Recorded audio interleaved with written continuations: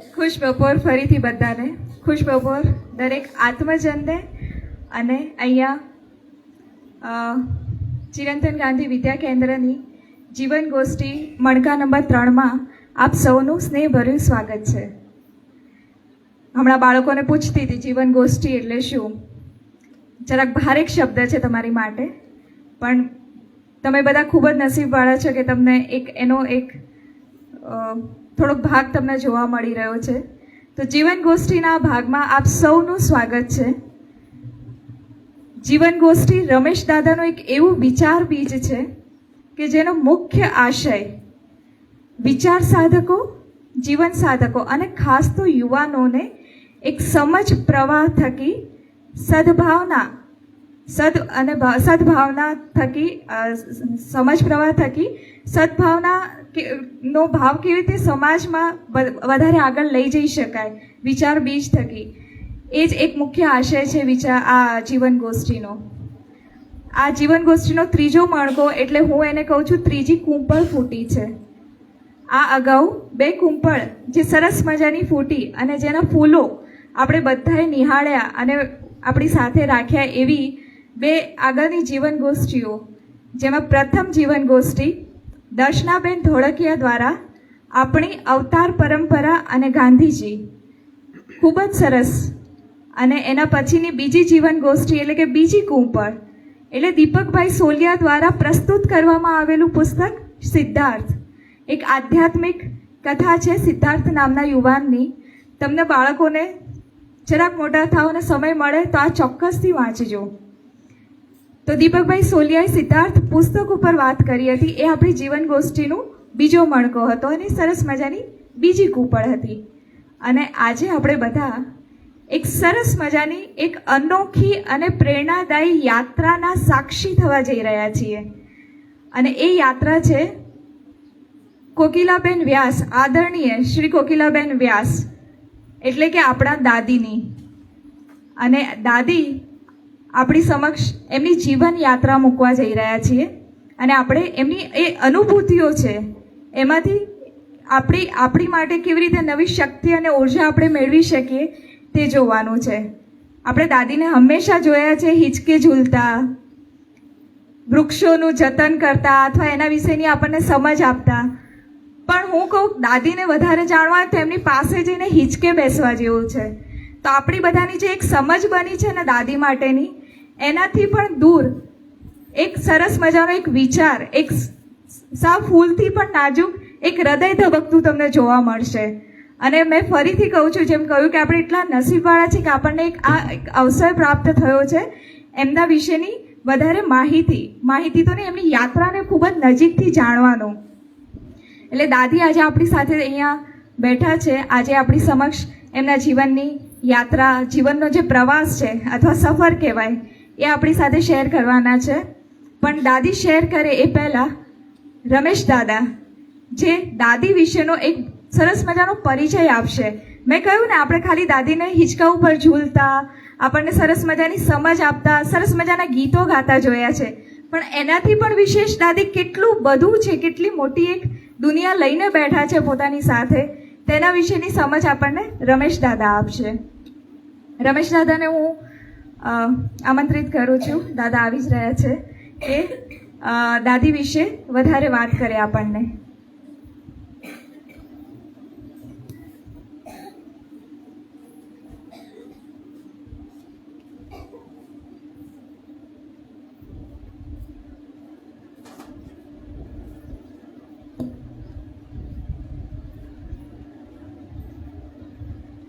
આજનો વિષય છે કર્મશીલની કર્મયાત્રા. જીવન ગોષ્ઠી આપણે જાણીશું, પણ વિષય જરા સમજી લેવો જોઈએ. કર્મશીલ એટલે જે સેવાના કામો કરે છે, ખૂબ કામો કરે છે બીજા માટે, બીજાને ઉપયોગી થવા માટેના, સ્વાર્થ વગર, એ કર્મશીલ કહેવાય. કર્મ એટલે કામ કરવું, સેવા કરવી. એ જેનું શીલ છે, શીલ એટલે જીવનની ભાત, એ જેનું ચારિત્ર છે એ કર્મશીલ કહેવાય. તો આજે એમની વાત આપણે કરીશું. કોકી દાદીને હરતા ફરતા તમે જુઓ છો, છેલ્લા 1.5 વર્ષ મને લાગે એમની આવન જાવન થાય છે. અને તમે મળતા હોય, તમને મળતા હોય, શાળામાં આવતા હોય એમ પણ તમે માણો છો, જુઓ છો, એના ગીતો સાંભળો છો, ગીતો તમે ગાઓ છો, તમને શીખવે છે. એટલે વાતાવરણ આપણે ત્યાં સરસ ઊભું થયું છે, એટલું જાણો છો. પણ એમ એ ક્યાંના એ શું કરતા હતા, અત્યારે અહીં કેમ આવ્યા એ પણ એક પ્રસંગને કારણે આવ્યા. બાકી ક્યાં દક્ષિણ ગુજરાત ને ક્યાં આપણું પશ્ચિમ ગુજરાતનો કચ્છ ભાગ પાછો.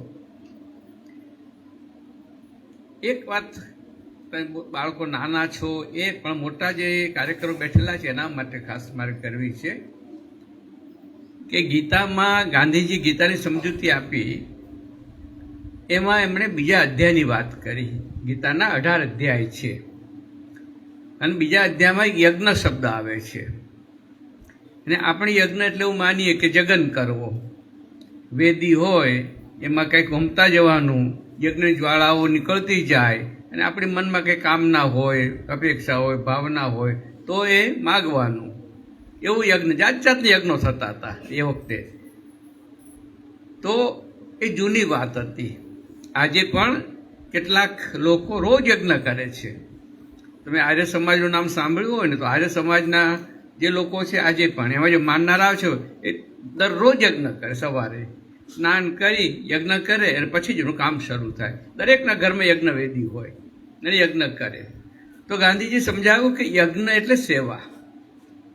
કોઈની સેવા કરવી ને એ સાચો યજ્ઞ છે.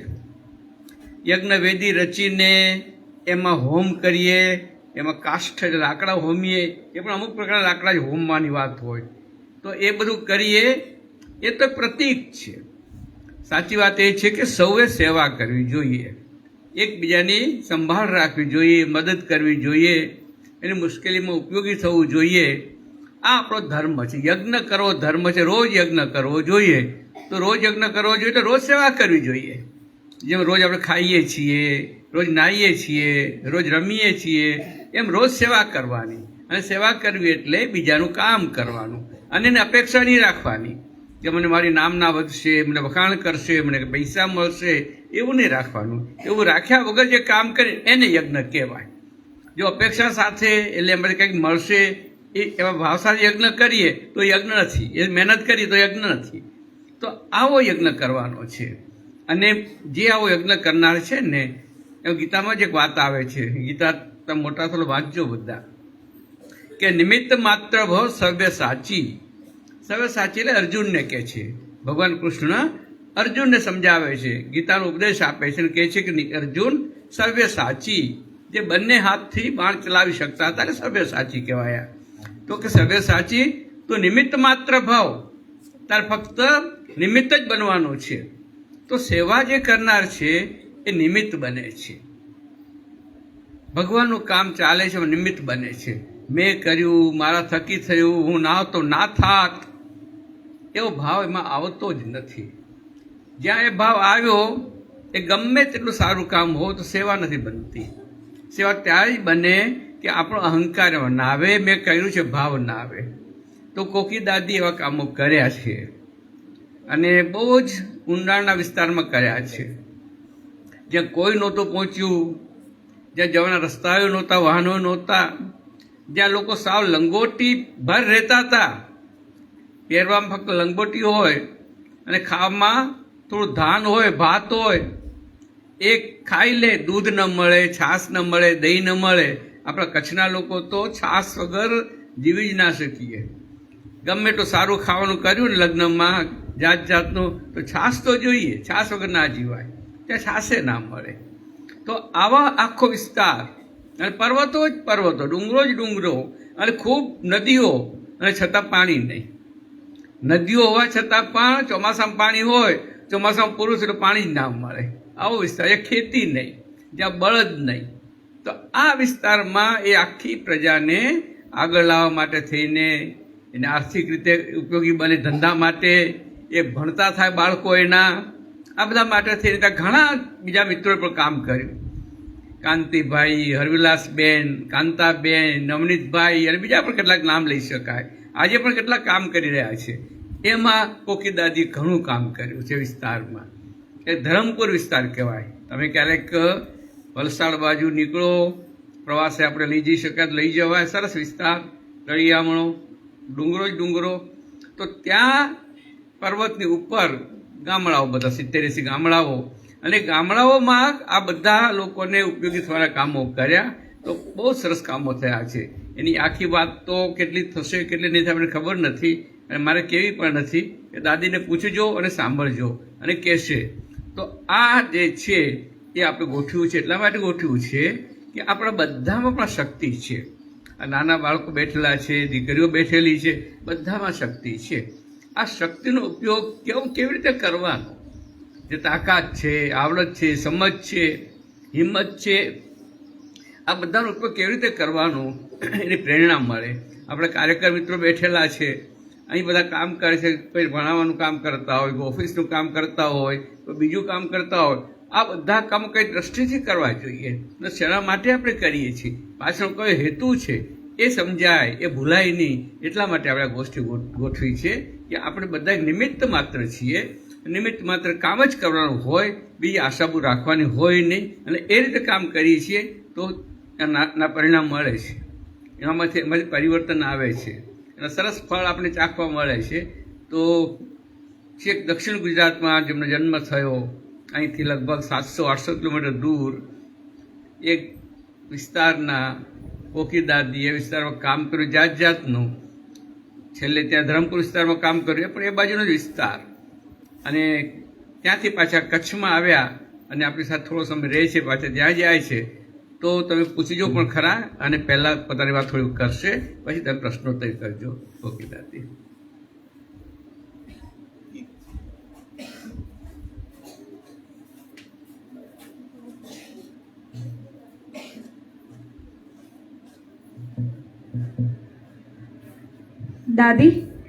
દાદીને ગીતોનો શોખ છે, એના વગર તો બધું જ અધૂરું.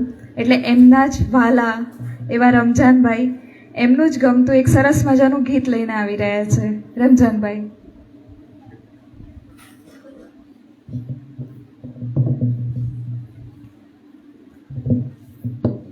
દાદીના જીવનને એકદમ લાગુ પડે એવું એક ગીત લાલજી કાનપરિયાની રચના છે.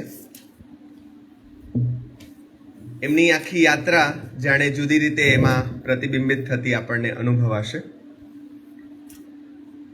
ખડખડતા ઝરણાનું પાણી, ખડખડતા ઝરણાનું પાણી, અમૃત જાણી પીધું મેં તો, સહજ મળ્યું તે લીધું, સહજ મળ્યું તે લીધું મેં તો, સહજ મળ્યું તે લીધું.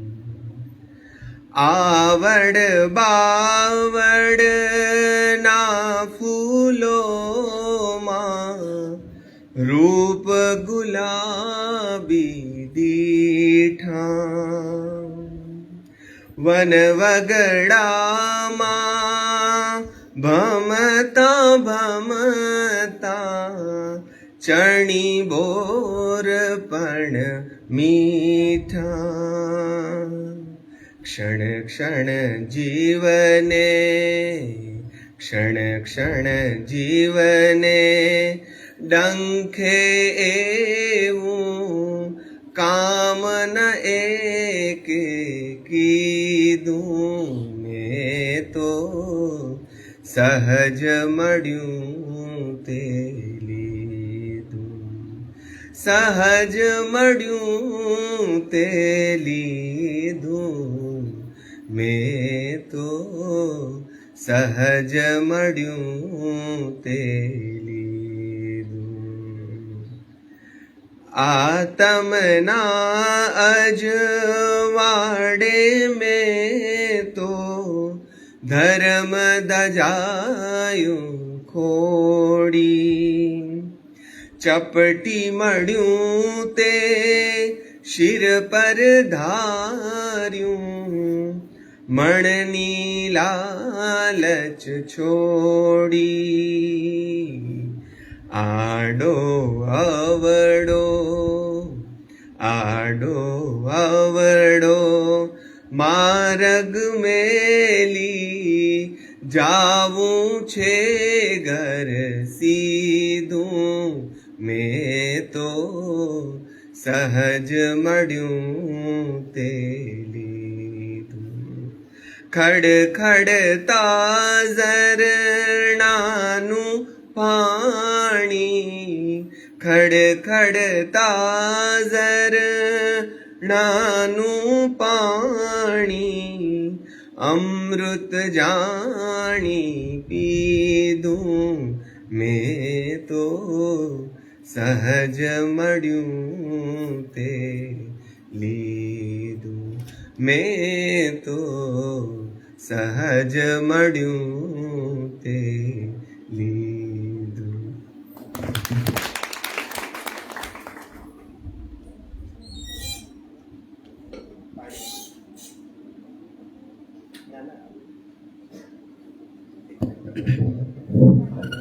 ના કઈ નથી.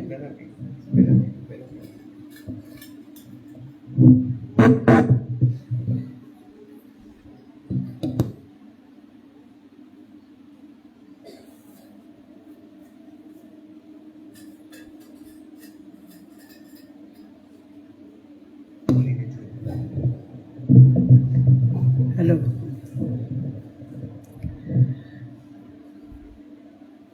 ભાઈ રમેશ, અહીંના પ્રેમીજનો, શિક્ષક મિત્રો, બાળકો,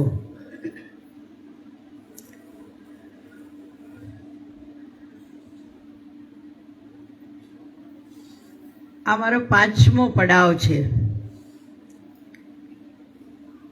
માનું છું કે કદાચ છેલ્લો જ હોય, ખબર નથી. બાળપણ અમે બહુ નસીબદાર હતા કે સ્વાતંત્ર્યની લડતના સ્વાતંત્ર્ય મળી ચૂકેલું, પણ એ વાતાવરણ હતું ને એ વાતાવરણમાં જીવનારા ગાંધીજનોની વચ્ચે અમે જીવ્યા. એટલે બાળપણ બહુ જ સુંદર રહ્યું. અને તેમાં અમે તો વેડછીની નજીક, એટલે જેમ સાબરમતી આશ્રમ એક ગાંધીની ભૂમિ, એમ વેડછી એક બીજી ગાંધી ભૂમિ, અને એની નજીક રહ્યા. બાળપણથી જ આ બધા સ્વપ્નાઓ લઈને જીવ્યા. એટલા નસીબદાર કે બાળપણથી આ વાતાવરણ મળ્યું. ખૂબ કામ કરવાનું, નાના હતા ત્યારે પણ ખૂબ કામ કરવાનું, બધું આવડવું જોઈએ. ગીતો તો આવડવા જ જોઈએ, ચિત્ર આવડવું જોઈએ, ગરબા, રાસ. વિનોબાજીની યાદ આવે છે, વિનોબાજીની પદયાત્રા મને લાગે છે કે 55-56માં શરૂ થયેલી. તો પદયાત્રામાં પણ જવાનું, પર્યટનો પણ જવાનું, પણ વાંચવાનું પણ ખરું. બહુ નાના હતા ત્યારથી આ બધી ચોપડી જુલેવનની ને એ તો બધી વાતી, પણ ટાગોરને પણ બહુ નાના હતા ત્યારથી વાંચવાનું શરૂ કરેલું. એટલે એક આખો માહોલ એવો હતો કે એ બાળપણ અમારું, જેને સ્વર્ગ કહીએ અમારે માટે. નાચવું, કૂદવું, રમવું, ભણવાનું તો મને યાદ જ નથી. અમારા શિક્ષકો પણ બધા ગાંધીજન, ખાદી પહેરનારા, કદી કોઈને મારતા અમે જોયા નથી. અને આ સ્કૂલે જવાનું ને 5 વાગે આવીને ચોપડા ફેંકી દેવાના, તો બીજા દિવસે 11 વાગે પાછા લેવાના. આજે હું જ્યારે ચારે બાજુ જોઉં છું કે સવારે 7:30 ટ્યુશન, સ્કૂલ આવીને પાછું 5 વાગે ટ્યુશન, રાત્રે મા બાપ એમ કહેશે વાંચવા બેસ, લખવા બેસ.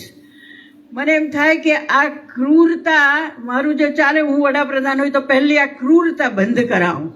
ભયંકર બાળકોને માથે જે ક્રૂરતા છે, આ એને ન રમવાનું, ન ગીતો ગાવાના, ન ચિત્ર કરવાનું, ચિત્ર પણ પેલી નકલ કરવાની, કશું જ નહીં કરવાનું, રમવાનું તો નહીં જ. નદીએ રખડવાનું તો કેવું જ. અમારી તો વાલોડની એટલી સુંદર નદી છે, એટલે નિશાળે 5 વાગ્યા પછી છૂટ્યા પછી પહેલાં તો નદીએ રખડવા જવાનું અને પછી ફરતા ફરતા આવવાનું. એટલે બાળપણ ખૂબ સમૃદ્ધ.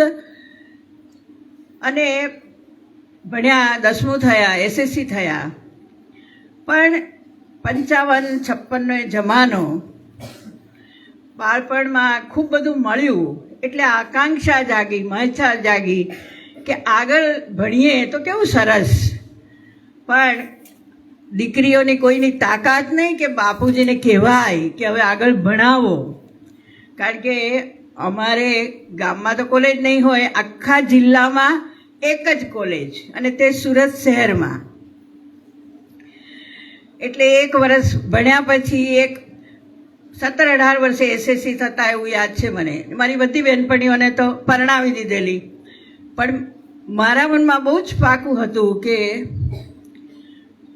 મને નહીં ભણાવો તો કાંઈ નહીં, પણ મને ઘરેથી હું પરીક્ષા આપું અને મને પરણાવશો નહીં. એટલે બાપુજીએ એટલું તો માન્ય રાખેલું અને મેં ફર્સ્ટ યર ઇન્ટરની પરીક્ષા ઘરેથી આપી. પણ પેલો કોલેજનો દાદરો, કોલેજનો MTV કોલેજનો ઘંટ એ સંભળાયા કરે કાનમાં. મારા કુટુંબમાં અમે 2 ખાદીધારી, હું ને મારો ભાઈ, એ પણ ગુજરાત વિદ્યાપીઠમાં ભણ્યો અને ખૂબ ખૂબ કામ કર્યું, ખૂબ કર્યું. બહુ વહેલો જતો રહ્યો પણ ખૂબ કામ કર્યું એણે પણ. એણે પછી બાપુજીને સમજાવ્યા કે ભાઈ તમને એવું લાગે છે કે કોકી કંઈક એવું પગલું ભરશે કે જેને કારણે તમે સુરત નથી મોકલતા. તે કે ના, મને વિશ્વાસ, પૂરો વિશ્વાસ, પણ બધા સગાવાલા, સમાજ બધા શું કહેશે કે છોકરીને સુરત ભણવા મોકલી, તો મોકલો તો ખરા તમે. એને આટલી બધી ઈચ્છા છે, આટલા ઉપવાસ કરે છે, આટલી બધી જીદ કરે છે. અને જેમ તેમ હા પાડી. અને પછી હું કોલેજના 2 વર્ષ પછી તો MA થઈ, BEd થઈ. એટલે એ ભણવાનું પૂરું થયું. અને પછી મારે તો 3 સ્વપ્ન હતા. એક, શિક્ષક થવું, ગામડામાં રહેવું એટલે કુદરતની વચ્ચે રહેવું, અને ત્રીજું પ્રકૃતિની વચ્ચે જ રહેવું. મારું સપન તો કેવું કે મારું ઘર હોય, આંગણામાં ગાય હોય, ઝાડ હોય, અને સરસ મજાનું બધા પક્ષીઓનો કલરવ થતો હોય.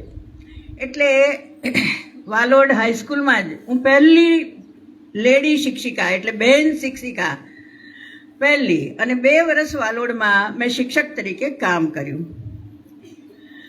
પછી તો સ્વાભાવિક છે, લગ્ન થાય તેમ થયા. પણ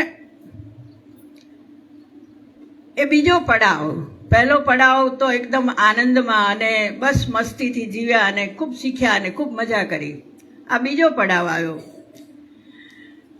પણ જીવનમાં કંઈ બધું આનંદ જ મળે એવું તો કંઈ છે નહીં. એટલે ન ફાવ્યું, ન ગોઠ્યું.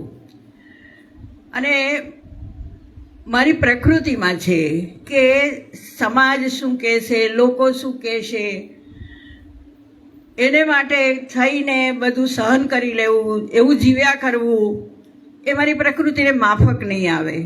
અને જીવન તો ભગવાનની અણમોલ ભેટ છે, એટલે એ તો આનંદમાં જ જવી જોઈએ, આનંદમય જ આપણું જીવન જવું જોઈએ. એ બહુ જ મારા જીવનનું એક સૂત્ર છે. તો થયું કે નથી સાથે રહેવાતું. એને પણ કહ્યું કે નથી આપણે સાથે રહી શકીએ, તું તારી રીતે જીવ, હું મારી રીતે જીવ.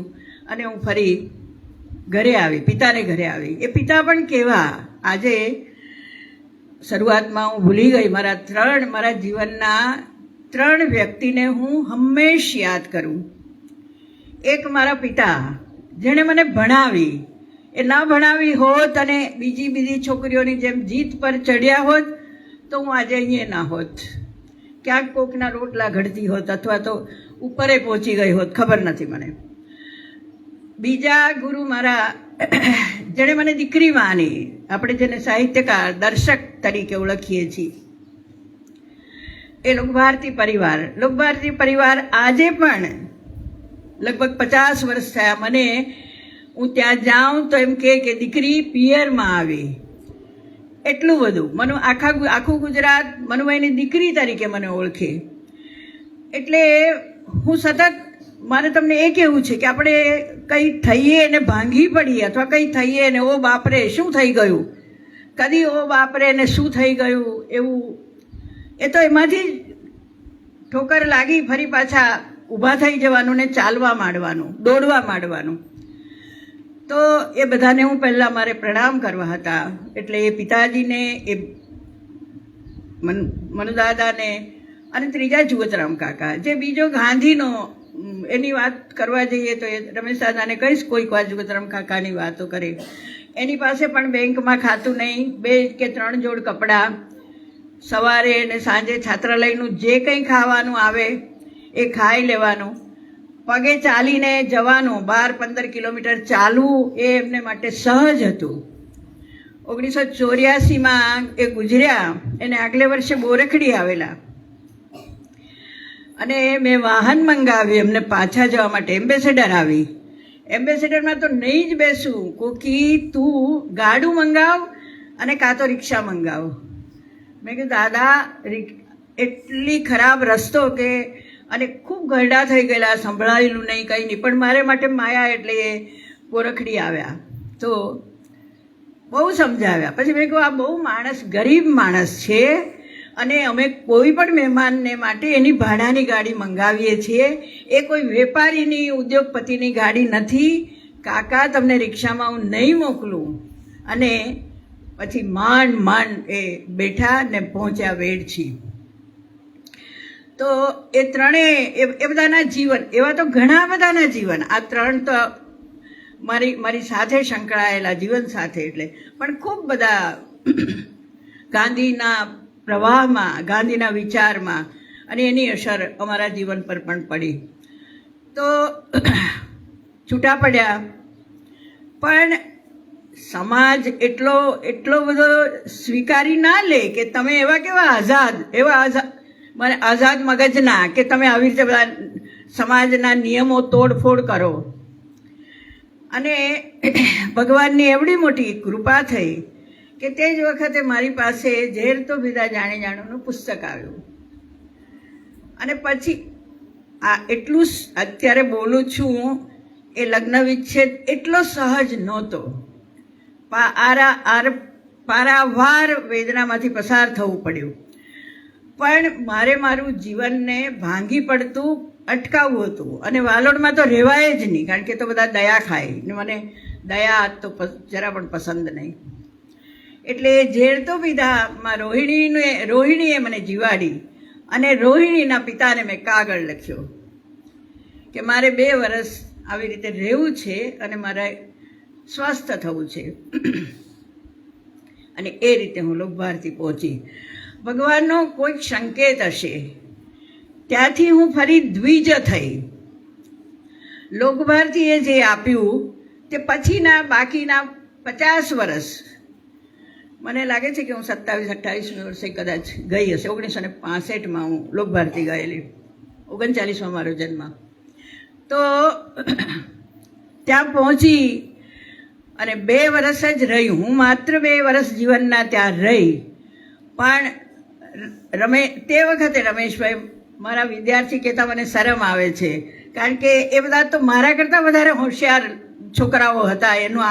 એ આખા વર્ગના છોકરાઓ ખૂબ હોશિયાર, આમલા ને મણાર ને બધા ભણીને આવેલા.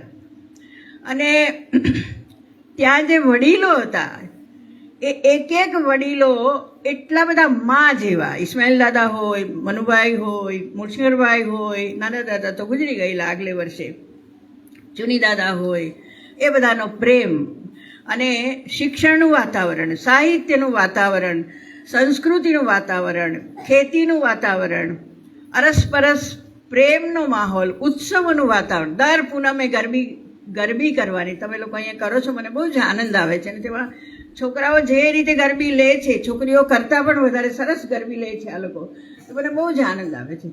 તો એ લોકભારતીએ ત્યાંથી જ મને આ શરદબાબુ ને ટાગોર વધારે થોડું વાંચેલું, પણ એ આખા વૈશ્વિક એ આખા સાહિત્યનો પરિચય, સાહિત્યમાં તરબોળ થઈને સાહિત્ય, શિક્ષણ, પ્રકૃતિ પ્રેમ. ઇસ્માઇલ દાદા રોજ સવારે ફૂલ લઈને આવે, લે બેટા, હું ના પાડું કે આ દાદા ફૂલ નહીં તોડવાનું, મને નહીં ગમે.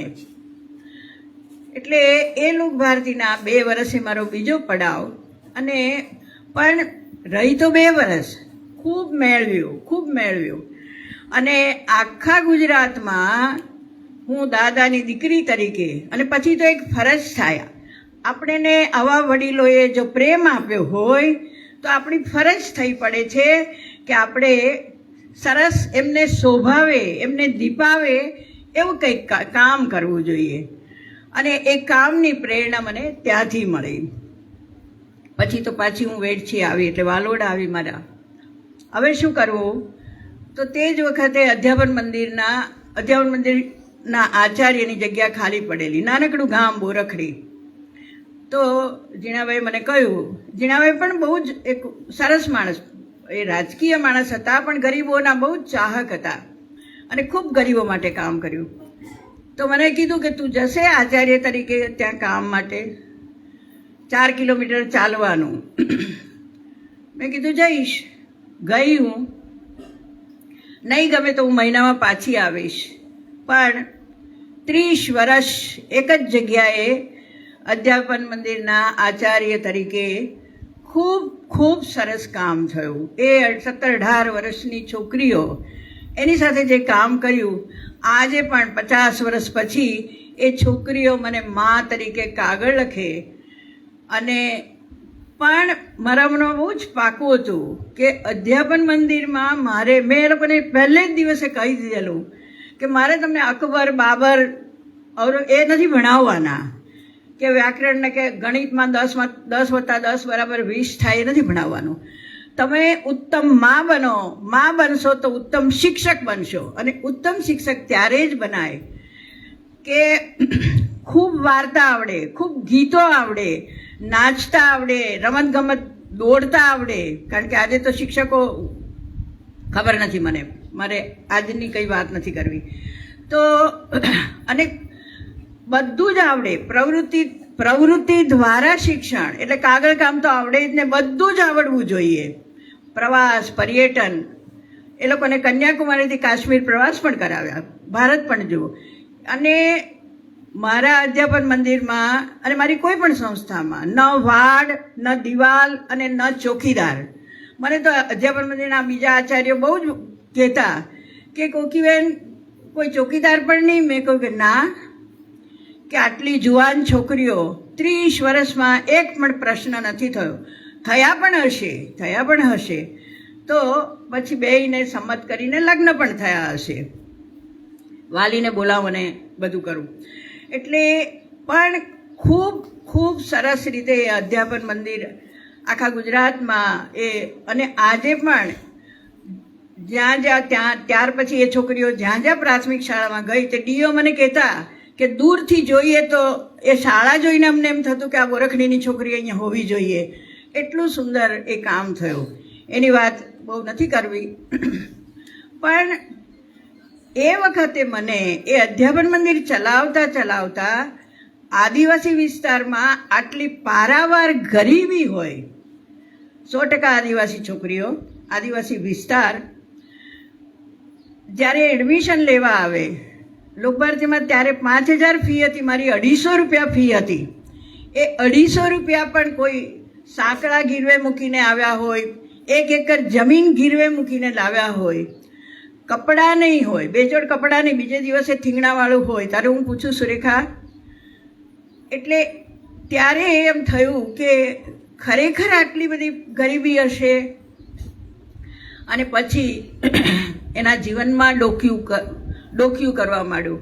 તો ક્યાંક પિતાએ 2 પત્ની રાખી હોય, ક્યાંક દારૂનું વ્યસન હોય, ક્યાંક કાઢી મૂકી હોય માને, ખૂબ પ્રશ્નો. અને પછી એમ કરતાં અધ્યાપન મંદિરમાં 30 વર્ષ થયા. ત્યાં જ એ જ કેમ્પસમાં માધ્યમિક શાળા પણ ખરી અને એ જ કેમ્પસમાં આશ્રમ શાળા પણ ખરી. એટલે મારે માટે અધ્યાપન મંદિરની બહેનોને તાલીમ આપવાનું બહુ મોટું સ્થાન, આશ્રમ શાળા બધી, એટલે એ કામ થયું, ખૂબ સરસ કામ થયું અધ્યાપન મંદિરની બહેનો. અધ્યાપન મંદિર આદિવાસી વિસ્તારમાં, રમેશને ખબર છે, આદિવાસી વિસ્તારમાં તે વખતે બહુ જ મકાન કાચા, ચોમાસામાં સાપ નીકળે ને વીછી નીકળે ને રાત્રે વરસાદ હોય એટલે સૂવાની જગ્યા નહીં હોય. તે જ વખતે સ્વીડનના મિત્રો, ઓસ્ટ્રેલિયાના મિત્રો અને સ્વિટ્ઝરલેન્ડના મિત્રો, એ લોકોએ આખા પ્રદેશમાં ખૂબ મકાનો કરી આપ્યા, ખૂબ શાળાઓ કરી આપી. અને એ રીતે અમારે સ્વીડનનો પરિચય થયો, સ્વીડનના મિત્રોનો પરિચય થયો. એ લોકો આવ્યા. સ્વીડનમાં પેલા લોકો તો ફંડ ભેગું કરીને મોકલે, સ્વીડનમાં એવું નહોતું. ત્યાંની એક શાળા એક દિવસનો શ્રમ કરે. એક દિવસના શ્રમમાં એ લોકો 1 લાખ, 1.5 લાખ, ત્યાંનું નાણું ક્રોનર, આપણું એ લોકોનું 1 ક્રોનર આપણા 11 રૂપિયા, એ રીતે થાય. તો ત્યાંની એક સ્કૂલ અહીંની એક સ્કૂલને દત્તક લે ને એ રીતે શિક્ષકો બધા ત્યાં એ શિક્ષકો સેવા કરતા હતા. 1-2 વર્ષ થયા પછી મને કહે કે કોકી, તારી નિશાળ આટલી સુંદર, તારા બાળકો આટલા તેજસ્વી, આટલું બધું સરસ, તને આ પડાવ નથી દેખાતા?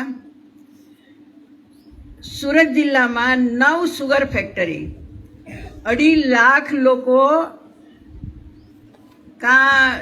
મહારાષ્ટ્રમાંથી, બોર્ડરના ગામો, ઉચ્છલ, નિઝર, ડાંગ, એ બધામાંથી આવે, 8 મહિના રહે પડાવમાં. આખું કુટુંબ જ આવે, બાળકો સહિત બધા જ પડાવમાં રહે. સાવ પેલું પ્લાસ્ટિક તમને દેખાય છે પડાવ, એટલે પેલા ઝૂંપડા જેવા, એમાં રહે. ત્યાં જ બધું, પાણી પીવાના પાણીની નહીં હોય, સંડાસની સગવડ નહીં હોય, ત્યાં જ રાંધે. એ લોકો તો શેરડી કાપવા જતા રહે, બાળકો ત્યાં જ રખડે, નાગા પૂગા ચાંદાવાળા એવા. મને કે તને આ નથી દેખાતું? તારે કંઈ કરવું નહીં જોઈએ? મેં કીધું હું શું કરું? 2.5 લાખ લોકો અહીંયા છે અને આ તો 100-200 પડાવ હશે, 1-2 પડાવ નથી. અને એ પડાવમાં જાય કોણ? હું જો નથી જતી, મને જો ગંદુ લાગે તો એમાં જશે કોણ? પણ ખૂબ પાછળ પડ્યા. પછી 84માં હું સ્વીડન ગઈ, ત્યારે ફરી એને મને દક્ષિણ આફ્રિકાની એક ફિલ્મ બતાવી. જો આ લોકો કરે કોકી, તું કેમ નહીં કરે? તું નહીં કરે તો કોઈ નહીં કરશે.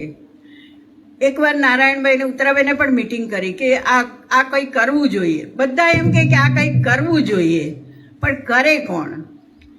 પછી મને એમ થયું કે ચાલો જોઈએ. તે વખતે એક તો મરાઠી, એ લોકો બોલે કોકણી કે મરાઠી રામ જાણે, પણ તે વખતે અધ્યાપન મંદિરમાં 4 છોકરીઓ ડાંગની હતી. એટલે મેં કહ્યું ચાલો આપણે મોટરસાઇકલ પર કેમ્પમાં જઈએ. એમ કરીને અમે લોકો મોટરસાઇકલ લઈને કેમ્પમાં ગયા, કેમ્પમાં ફર્યા. એક દાદાને કહ્યું કે બધા છોકરાને ભેગા કરીએ, તો કે હા કરને બેટા.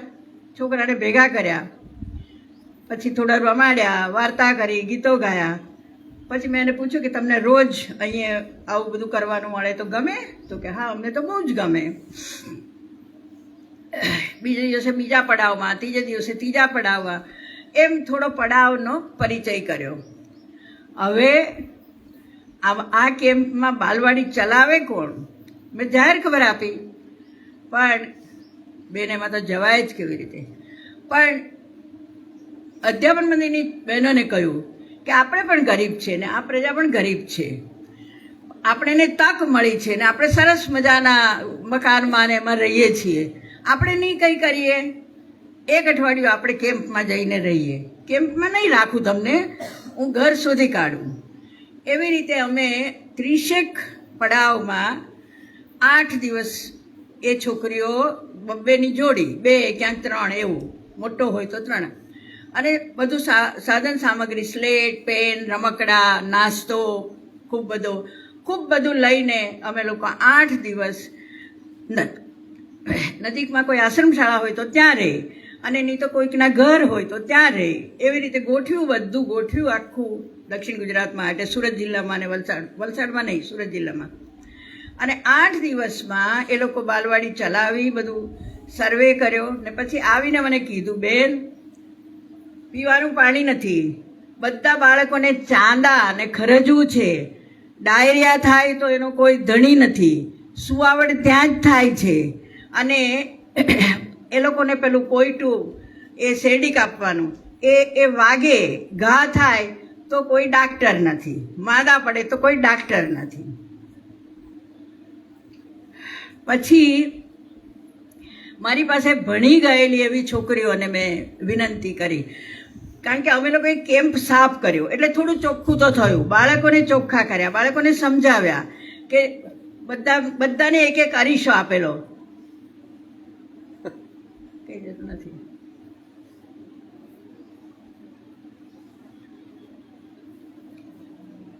બધી બહેનોને અરીસો આપેલો કે ગંદુ બાળક કેવું દેખાય, ચોખ્ખું બાળક કેવું દેખાય. અને બહેનોની મીટિંગ કરી કે તમે શેરડી કાપવા જાઓ છો તો કેવા રૂપાળા થઈને જાઓ છો, તો બાળકોને રૂપાળા કરીને જજો. સારું બેન. એમ પછી તો શરૂ થયું. પહેલાં 4 બાલવાડી શરૂ કરી, પછી ધીમે ધીમે કરતાં 20 બાલવાડી શરૂ કરી, અને છેલ્લે 65 કેમ્પમાં 65 બાલવાડીઓ, લગભગ 4,000 થી 5,000 બાળકો. પણ એ શિક્ષિકાએ કહ્યું કે બેન પહેલાં અમને આરોગ્યની તાલીમ આપો, આ અમે નહીં ભણાવશું તો ચાલશે. એટલે હું એ લોકોને ઝઘડિયા મેં 5 દિવસ રાખ્યા. કયા રોગમાં કેટલી દવા આપવાની, બાળકોની કેટલી દવા, મોટાને કેટલી દવા. અને બીજું એ કર્યું કે જ્યાં જ્યાં પડાવમાં નજીકમાં જે કોઈ ડૉક્ટર હતા એ લોકોને એમ કહ્યું કે આ બાલવાડી શિક્ષિકા તમારી પાસે આવે તો એને દવા આપવાની, અને કંઈક બહુ સિરિયસ હોય તો તમારે પડાવમાં જવાનું. એટલું કરશો તમે? તો કે હા કરશું. 2-3 તો એક તો મારા મામાનો દીકરો ને એ બધા હતા. એટલે તાલીમ થઈ. એટલે દવાની પેટી અને નાસ્તો પહેલેથી એવો રાખેલો કે નાસ્તો એ લોકોને પોષણ અને ભરપૂર, કારણ કે એ જ બીજું તો આપણે ભણાવી તો શકવાના નથી, કારણ કે એ તો કોઈ મરાઠી બોલે ને કોઈ ડાંગી બોલે ને કોઈ ગુજરાતી બોલે ને બધાની લોકબોલી જુદી. પણ અને બહેનોએ આવી આ તમે કર્યું છે એવી ઝૂંપડી, આવડી ઝૂંપડી, અને ઉપર આપણે ટાટપત્રીનું આખું સીવડાવેલું, એટલે દૂરથી પણ જુઓ, કોઈ પણ જુએ તો એટલી રૂપાળી એ, અને બહેનો એટલે બધું એને શણગારે, ચિત્ર કરે બધું. પણ સવાલ એવો આવ્યો કે સુગર ફેક્ટરીઓને સરકારે આદેશ આપ્યો કે તમે આ શેરડી કામદારોને રોજનો 1 જ રૂપિયો આપો છો, એટલે તમે શોષણ કરો છો. એટલે મારા પર આવ્યું કે આ તું બાલવાડી ચલાવે છે માટે જ આ સરકારનો કોર્ટનો આવો ચુકાદો આવ્યો. મેં કીધું આ તો ક્યારની લડત ચાલે છે, મારે કારણે તો ના, અમે તો બાલવાડી બંધ કરાવી દઈશું. મેં કીધું સારું, બંધ કરાવજો. મેં શિક્ષિકાઓને કહ્યું કે એક પણ બાલવાડી બંધ નહીં કરતા. પેલા લોકો આવે આપણે ત્યાં ગુજરાતમાં અને સુરત જિલ્લામાં બહેનો પર કોઈ હાથ તો ઉપાડવો નથી. એ લોકો આવે ટોળું ત્યારે તમારે ચૂપચાપ બેસી જવાનું. છોકરાઓને એ તો મોકલી જ દેશે કેમ્પમાંથી, બાલવાડીમાંથી, તો ખેલ જોયા કરવાનો, પણ બંધ નહીં કરતા. બીજા દાડે પાછી ચાલુ કરી દેવાની. એવું ચાલ્યું અઠવાડિયું 15 દાડા. અને મેં પછી જીનાભાઈએ ST/STના કમિશનર દિલ્હીના એને લખ્યું કે આ લોકો આવું કરે છે. એટલે ખાસ આવ્યા એ, અને સુગર ફેક્ટરીના 9 પ્રમુખ અને એના 9 મેનેજર અને હું પોતે મીટિંગ કરી. અને નામ ભૂલી ગઈ, બહુ જાણીતા હતા એ, બહુ એટલે થોડા ગાંધીયન હતા એ કમિશનર. એણે કહ્યું કે તમારું કામ કોકિલાબેન કરે છે, તમે કેવી રીતે, અને સરદારની ભૂમિમાં તમે આ શિક્ષણનું કામ બંધ કરાવો, બહુ જ ખોટું કહેવાય. તમારે ઉલટો એ બધો ખર્ચો આપવો જોઈએ અને તમારે મદદ કરવી જોઈએ. પછી બધા ત્યાર પછી કંઈ થયું નહીં ને એ બાલવાડી લગભગ 12 વર્ષ ચાલી. પણ ભીખભાઈને એવું લાગ્યા કરે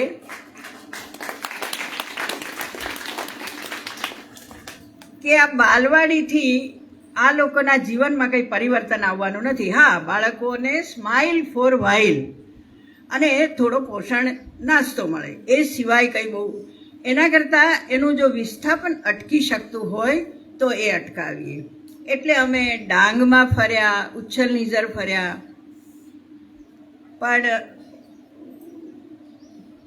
પગ મૂકવાની જગ્યા જોઈએ, કાર્યકર્તા જોઈએ, વિશ્વાસુ કાર્યકર્તા જોઈએ, કારણ કે કામ શરૂ કરવાનું હોય તો.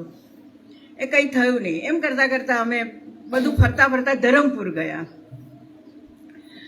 અને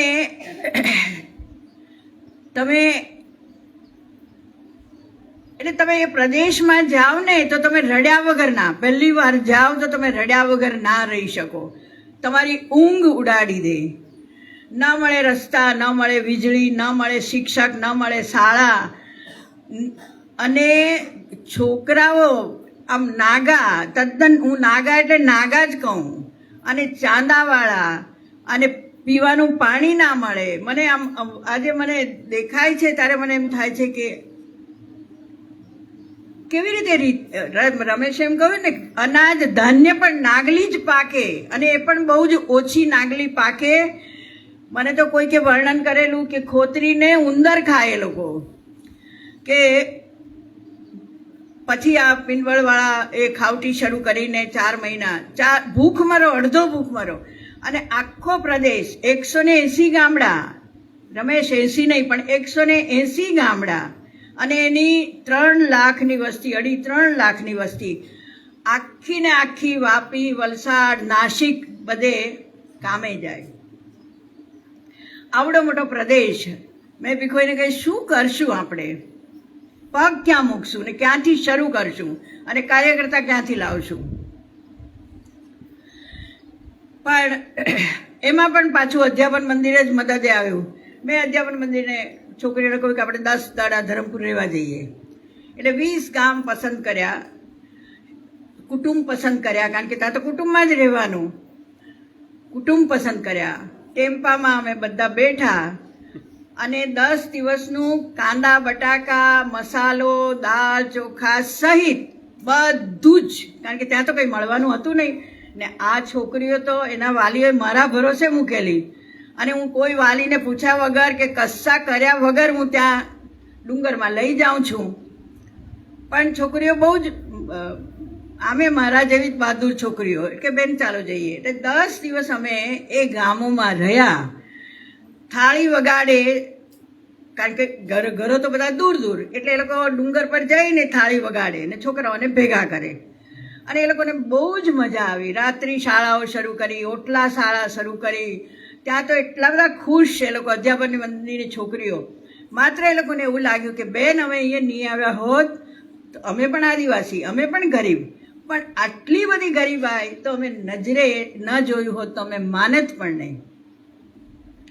એટલે ફરી અમે આ અધ્યાપન મંદિરનો સહારો લઈને 84 થી 88 4 વર્ષ સતત શિક્ષણ ત્યાં જ કર્યું. મને કોઈ ડીઓ પૂછે જ નહીં 10 દાડા કરું કે 15 દાડા કરું. એટલે એ સતત શિક્ષણ ત્યાં જ કર્યું, ત્યાં જ રહ્યા. પછી 4-5 બહેનોને 1 મહિનો રાખી કે કોઈ કાર્યકર્તા મળે તો કોઈ ક્યાંક 8મું થયેલું, 9મું થયેલું એવા 5-7 છોકરાઓ મળ્યા અને કામ શરૂ કર્યું. શાળા, તમને નવાઈ લાગશે કે એક પણ શાળા નહીં, આખા પ્રદેશમાં એક પણ શાળા ચાલે નહીં. શાળા ખરી 2 ઓરડાની. અને સૌથી વાત તો એ કે એ લોકો 3 જ ધોરણની શાળા, એટલે કાયદેસર પણ 3 ધોરણની શાળા, 4થું ધોરણ નહીં કરવા દે, કારણ કે 4થા ધોરણમાં પરીક્ષા આવે. એટલે પરીક્ષા લેવા પેલા વલસાડથી જિલ્લા પંચાયતવાળા પેપર મોકલે, તે પેપર લખવા પડે, અને આ તો આવડે જ નહીં. અને બીજી મુશ્કેલી એ કે બાળકો ગુજરાતી બિલકુલ સમજે નહીં, કોકણીમાં જ બોલે. એટલે એ સંવાદ કરવો પણ અઘરો, પણ બધું કર્યું. એ તો બહુ લાંબી કથા છે, મહાભારત જેટલી કથા છે લાંબી. પછી અમે કામ શરૂ કર્યું. એટલે પહેલાં 50 ઓટલા શાળા શરૂ કરી, નોન ફોર્મલ ઓટલા શાળા. તો એ શાળામાં 5 વર્ષના પણ આવે ને 15 વર્ષના આવે. એટલે પેલા છોકરીઓ મને કહે બેન આને કેવી રીતે ભણાવવું. એટલે પછી મેં કીધું એવું કરો, તમે 9 થી 11 બાલવાડી ચલાવો, અને પછી બપોરના તમે ગણિત અને ભાષા, બે જ ભણાવો નહીં. અત્યારે તો આપણે બીજું કંઈ કરવું નથી. એટલે પેલી સવારના બાલવાડી ચલાવે, અને બપોર પછી પ્રાથમિક શાળા અને રાત્રિ શાળા ખેડૂતો માટે એ બધું શરૂ કર્યું. પછી ઝડપથી હવે હું તમને પછી ફરતા ફરતા લોકો કહે કે બેન તું આ નિશાળ તો ચલાવે છે પણ તને ખબર છે કે અમારી પાસે પીવાનું પાણી નથી. 3 કિલોમીટર ડુંગર ચડી ઉતરીને ક્યાંક વેરી હોય, વેરી એટલે ખૂબ નીચે હોય ને વાડકી પાણી લેવાનું, અને વાડકી લઈને આવડું પાણી એ લોકોને પીવાનું પાણી, નાવાનું તો પાણી મળે જ નહીં ત્યાં. તો તું પહેલાં અમને પીવાનું પાણી આપ. મેં કીધું મારે તો સ્વીડનવાળાને જ કહેવાનું, જે કંઈ આ લોકો કહે તે ત્યાં કહેવાનું. એ લોકોને પહેલાં ખૂબ ના પાડી. એક વાત તમને વચ્ચે કરી દઉં કે એ લોકો એમ કહ્યું કે ગોખી અમે તને બાલવાડી છોડીને ધરમપુર ના જવા દઈએ, ને તું જો જાય તો અમે મદદ બંધ કરી દઈશું. મેં કીધું સારું, મદદ તારે બંધ કરવી હોય તો કરજે, હું જર્મનીથી ઇઝીડીમાંથી પૈસા લાવીશ. પછી એક મારી ફ્રેન્ડ છે ત્યાં, તેણે કહ્યું કે કોકી જો આટલું જીત કરીને કહે છે તો તું ઇન્ડિયા જઈને જોઈ આવ નહીં કે ધરમપુર શું છે ને શું કામ એ ધરમપુર બાલવાડી છોડીને જાય છે. એટલે એ લોકો આવ્યા.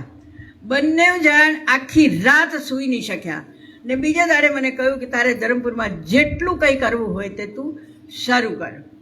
એટલે પણ તું બાલવાડી નહીં બંધ કરતી, અને અમે જોઈએ છીએ કે તું બંને કામ કેવી રીતે કરશે. મેં કરીશ, તું ચિંતા નહીં કરને. એટલે કામ શરૂ થયું. કૂવાને માટે મેં એમ કીધું કે તમારે તો પાણી જોઈએ છે ને, મને કૂવો ખોદી આપો, પાણી કાઢી આપો, મારે તમને ઈંટ સિમેન્ટ ને રેતી તો ત્યાં 5 નદી, એટલે રેતી પણ એ લોકો, મારે વાહન આપવાનું, રેતી પણ એ લોકો નદીમાંથી કાઢી લે. તો કરવા માંડો. એટલે પહેલાં 5 કૂવા કર્યા, ને ત્યાં તો છે ને લક્કડીઓ તાર. મારે કોઈ પણ મારા શિક્ષકને કંઈ સંદેશો મોકલવો હોય તો ધરમપુરમાં એક અમારા કાદરી હતા, બિચારા ગુજરી ગયા.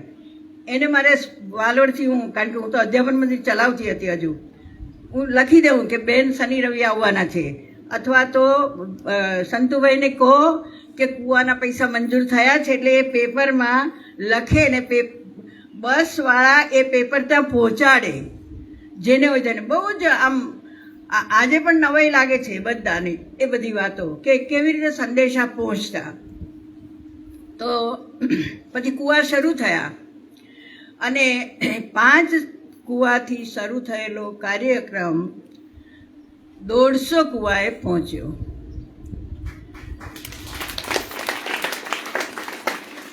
આજે ત્યાં કોઈને કંઈ પાણીની તકલીફ. છેલ્લે હમણાં બેન અમે રહી ગયા છે કૂવામાં, તો બસ આપણી તો એક જ ડિઝાઇન, ખોદી કાઢો અને મારે તમને ઈંટ સિમેન્ટ ને રેતી આપવાના. એટલે એ રીતે કૂવાનો કાર્યક્રમ થયો. હવે ત્યાં 100 ઇંચ વરસાદ, 100 ઇંચ, હા, તમારે ત્યાં 5 ઇંચ વરસાદ, ત્યાં 100 ઇંચ વરસાદ, અને છતાં ખેતી નહીં, પાણી નહીં. અને એટલે મેં એમ કીધું, અને સૌથી વધારે તો આખી જમીનનું ધોવાણ થઈ ગયેલું, એકલી પથરાળ જમીન થઈ ગયેલી. એટલે ક્યાંક અમે જોયું કે પથ્થરના પાળા એ લોકો કરે છે. તો મેં કીધું કે તમે વાપીને વલસાડ ને નાસિક જાઓ છો, બંધ કરો, અમે એ તમને અનાજ આપશું, કામના બદલામાં અનાજ, તમે તમારી જમીન બચાવો. અને થોડા જ વર્ષોમાં 10 વર્ષ લાગ્યા હશે, 1000 હેક્ટર, એટલે લગભગ બધી જ ધરમપુરની બધી જ જમીનોને પથ્થરના પાળા, એટલે પથ્થર આવડા આવે, 3 ફૂટ પહોળો અને 4 ફૂટ ઊંચો એવો પથ્થરનો પાળો, અને ધોવાણ અટકાવવા માટે. અને એને પરિણામે એ બધી જમીન બચી, એ ક્યારી બનાવી એ લોકોએ. અને આજે જ્યાં એક પણ દાણો ભાતનો નહોતો પાકતો, ત્યાં આજે એ લોકો નિરાંતે ચોખા ખાય છે. અને પણ ડાંગર કરવા માટે ખેડવું પડે, એ લોકો પાસે તો નથી તો બળદ ને નથી તો કંઈ નહીં, ગાય પણ નથી. તમને વચ્ચે કહી દઉં કે ત્યાં તો રમેશભાઈએ કહ્યું કે ગાય કે કોઈ પ્રાણી છે જ નહીં, છે જ આવડી બકરી જેવડી ગાય. તે શેને માટે રાખે? છાણ માટે. એટલે પોતાની આટલી જમીન હોય, આપણે આ બેઠેલા છે એટલી જમીન ના હોય, નાના ટુકડા હોય, એમાં એ ખાતર નાખે અને નાગલી પકવે અથવા તો કંઈક પકવે. તો હવે ખેડવા માટે બેન પાડા જોઈએ, તો પાડા ક્યાંથી લાવવાના? તો પાડા તો કચ્છમાં મળે.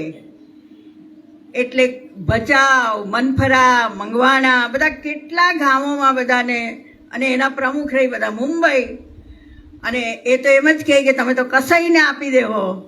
બહુ સંઘર્ષ કર્યો એમાં પણ, અને છેવટે એ ખેડૂતોને 5,000 થી 6,000 પાડા મેં પહોંચાડ્યા.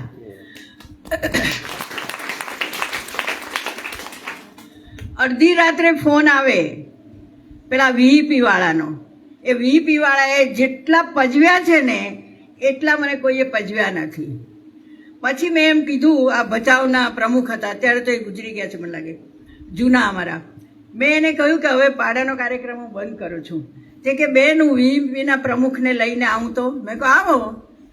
પછી મેં એને કહ્યું કે આ શું, તમે બધું જ અંદર બધા કાગળિયા હોય, મામલતદારનો હોય, મારી સંસ્થાનો હોય, પાંજરાપોળનો હોય, બધા કાગળિયા હોય, તો પણ તમારે ત્રાસ આપવાનો અડધી અડધી રાત્રે, અને હું તો સ્ત્રી છું મેં કીધું.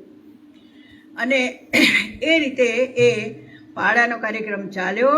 આજે ત્યાં પાડા, તમને જ્યાં ત્યાં પાડા દેખાય ને ખેતી દેખાય. ડાંગર તો એટલું સુંદર કે મને એમ થાય કે મને 5 વર્ષ હું વધારે જીવી એ ડાંગરની ક્યારીઓને જોઈને, કદાચ ખબર નથી. તો એ થયું. એટલે જમીન બચી, કૂવામાં પીવાનું પાણી મળ્યું, હવે ખેતી કરવાનું પાણી. તો ત્યાં શું છે, ઝરણા બહુ હોય, 2 પહાડીની વચ્ચે ઝરણું વયા જ કરે, ઉપરથી પાણી આવે. તો હું ત્યાં રાજસ્થાનમાં જોઈ આવી, રાજેન્દ્રસિંહ પાણીવાળા એને કહે છે. તો માટીના આડબંધ એ કાર્યકર્તાને પછી લઈને ગઈ, બતાવ્યા કે આવી રીતે કરી શકાય. અને પહેલા 3 આડબંધ કર્યા, અને પહેલા ચોમાસે ટકી રહ્યા, એટલે તો ખૂબ ખુશ થઈ ગયા બધા, આખો ડુંગર બધો ખુશ. હવે આપણે પણ આડબંધ કરીએ. અને 400 આડબંધ, 400 આડબંધ. આજે તમે ક્યાંય પણ જાઓ તો પાણી જ પાણી, પાણી. એટલે આડબંધ એટલે તળાવ, નાના નાના આવડા આવડા, આપણે બેઠા છે એવડા એવડા તળાવ. અને એ તળાવના પાણીથી એ લોકો શાકભાજી, એ લોકોને તો શાકભાજી કરતાં આવડતું નહીં હતું, એના બિયારણ આપ્યા, એને ખેતી કરતાં શીખવાડી. પહેલાં ટામેટાં કર્યા, હવે આજે તો ટામેટાં, દૂધી, કારેલા, ખૂબ બધા શાકભાજી કરે છે. કેળ પણ કેટલાક લોકો તો કેળ, પણ મેં કેળ કરવાની ના પાડી, નહીં કરો, પાણી બહુ જાય એમાં. એટલે ખેતી કરતા થયા. એક ત્યાં વલસાડી કેરી, તમે વલસાડી આંબા અને વલસાડી આફૂસ ને એ બધું. તો એકવાર અમને એમ થયું કે આ ખેડૂતોને ધાબળા આપીએ. તો એ ખેડૂતોએ કહ્યું કે બેન અમને ધાબળા નથી જોઈતા, તું અમને કલમ આપ. તમે કહે તો સરસ કાર્યક્રમ. અને કેટલી કલમ આપી? 1.5 લાખ કલમ, 1.5 લાખ કલમ આપી. જ્યાં એક સાયકલ, એ ડેવલપમેન્ટનું પરિણામ, ઊંધું પરિણામ જે આવે ત્યાં, કે જ્યાં એક સાયકલ નથી, ત્યાં એ કેરીને કારણે આજે હજારો મોટરસાયકલ બધા ફુર કરતા ઉડતા થઈ ગયા. એટલે એ જે થયું તે પણ એ બધા, એટલે પાણીનો સવાલ ઉકળ્યો, જમીન બચાવી, એને ખેતી કરતા શીખ્યું. આમાં પછી તો ઘણી બધી કલમો, એ લોકો બીજી બધી પણ કલમો લાવતા થયા અને જાગૃત થઈ ગયા. વચ્ચે હું તમને હવે શિક્ષણની વાત કરી લઉં. આજે આપણે ઓટલા શાળા પછી વચ્ચે હું ચૂકી ગઈ કે એમાં 2 ધોરણ સુધી, બીજા ધોરણની હું પરીક્ષા લઉં ને 2 ધોરણ થાય એટલે 3જા ધોરણમાં એ બધાને વ્યારા મોકલું. 500 બાળકો, 5 થી 6 ટેમ્પા, અને બે ધોરણ ભણેલું, એટલે 3જા ધોરણનું બાળક, નીચે એના વાલી રડે ને ઉપર બાળક રડે. પણ ભણવાની એ લોકોને પણ એટલી લગન. મેં કીધું આપણે રડીએ છીએ ને તો નથી જવું ભણવા, ચાલો અહીંયા જે કંઈ આવડે. ના ના બેન, હવે તો ભણવાના ને જવાના. અને એ છોકરાઓ વ્યારા એટલે 100 કિલોમીટર દૂર, જ્યાં વ્યારાના આદિવાસી છોકરાઓ કંઈ જુદું બોલે ને આ લોકો કોકણી બોલે, પેલા ચૌધરી બોલે, ગામિત બોલે, પણ બધા ટક્યા. મેં કહ્યું કે જો એક પણ છોકરો ભાગી આવશે ને તો કોઈને નહીં મોકલું, કોઈને નહીં મોકલું. અને એક શિક્ષક રાખ્યો જે ફરતો રહે, કોકણી એટલે છોકરાઓ માદા સાજા અને બધા અમારા ત્યારે હું મંત્રી હતી, એ 11 આશ્રમ શાળાની હું મંત્રી હતી. એટલે આચાર્યને બધાને કહ્યું કે મારું એક પણ છોકરું ને તકલીફ પડી, માંદું પડ્યું તો તમારી જવાબદારી. અને એ રીતે પછી વાલીઓ કહે કે બેન તું અહીંયા નિશાળ કેમ નહીં કરે? મેં કીધું એ તો માન્યતા જોઈએ ને માન્યતા સરકાર આપે નહીં જલ્દી, તું કરતો ખરી? તો મેં કીધું મકાન જોઈએ. તો તમે માનશો એ લોકોએ જમીન આપી, 1 એકર 10 શાળા શરૂ કરી, 10 જગ્યાએ પંચાયતે ઠરાવ કરીને 1 એકર જમીન આપી. દરેક જણે 1 લાકડું લાવવાનું, 10 દાડા રહેવાનું, રોટલા ખાવાના અને 4 ઓરડાનું મકાન બાંધીને પછી જવાનું.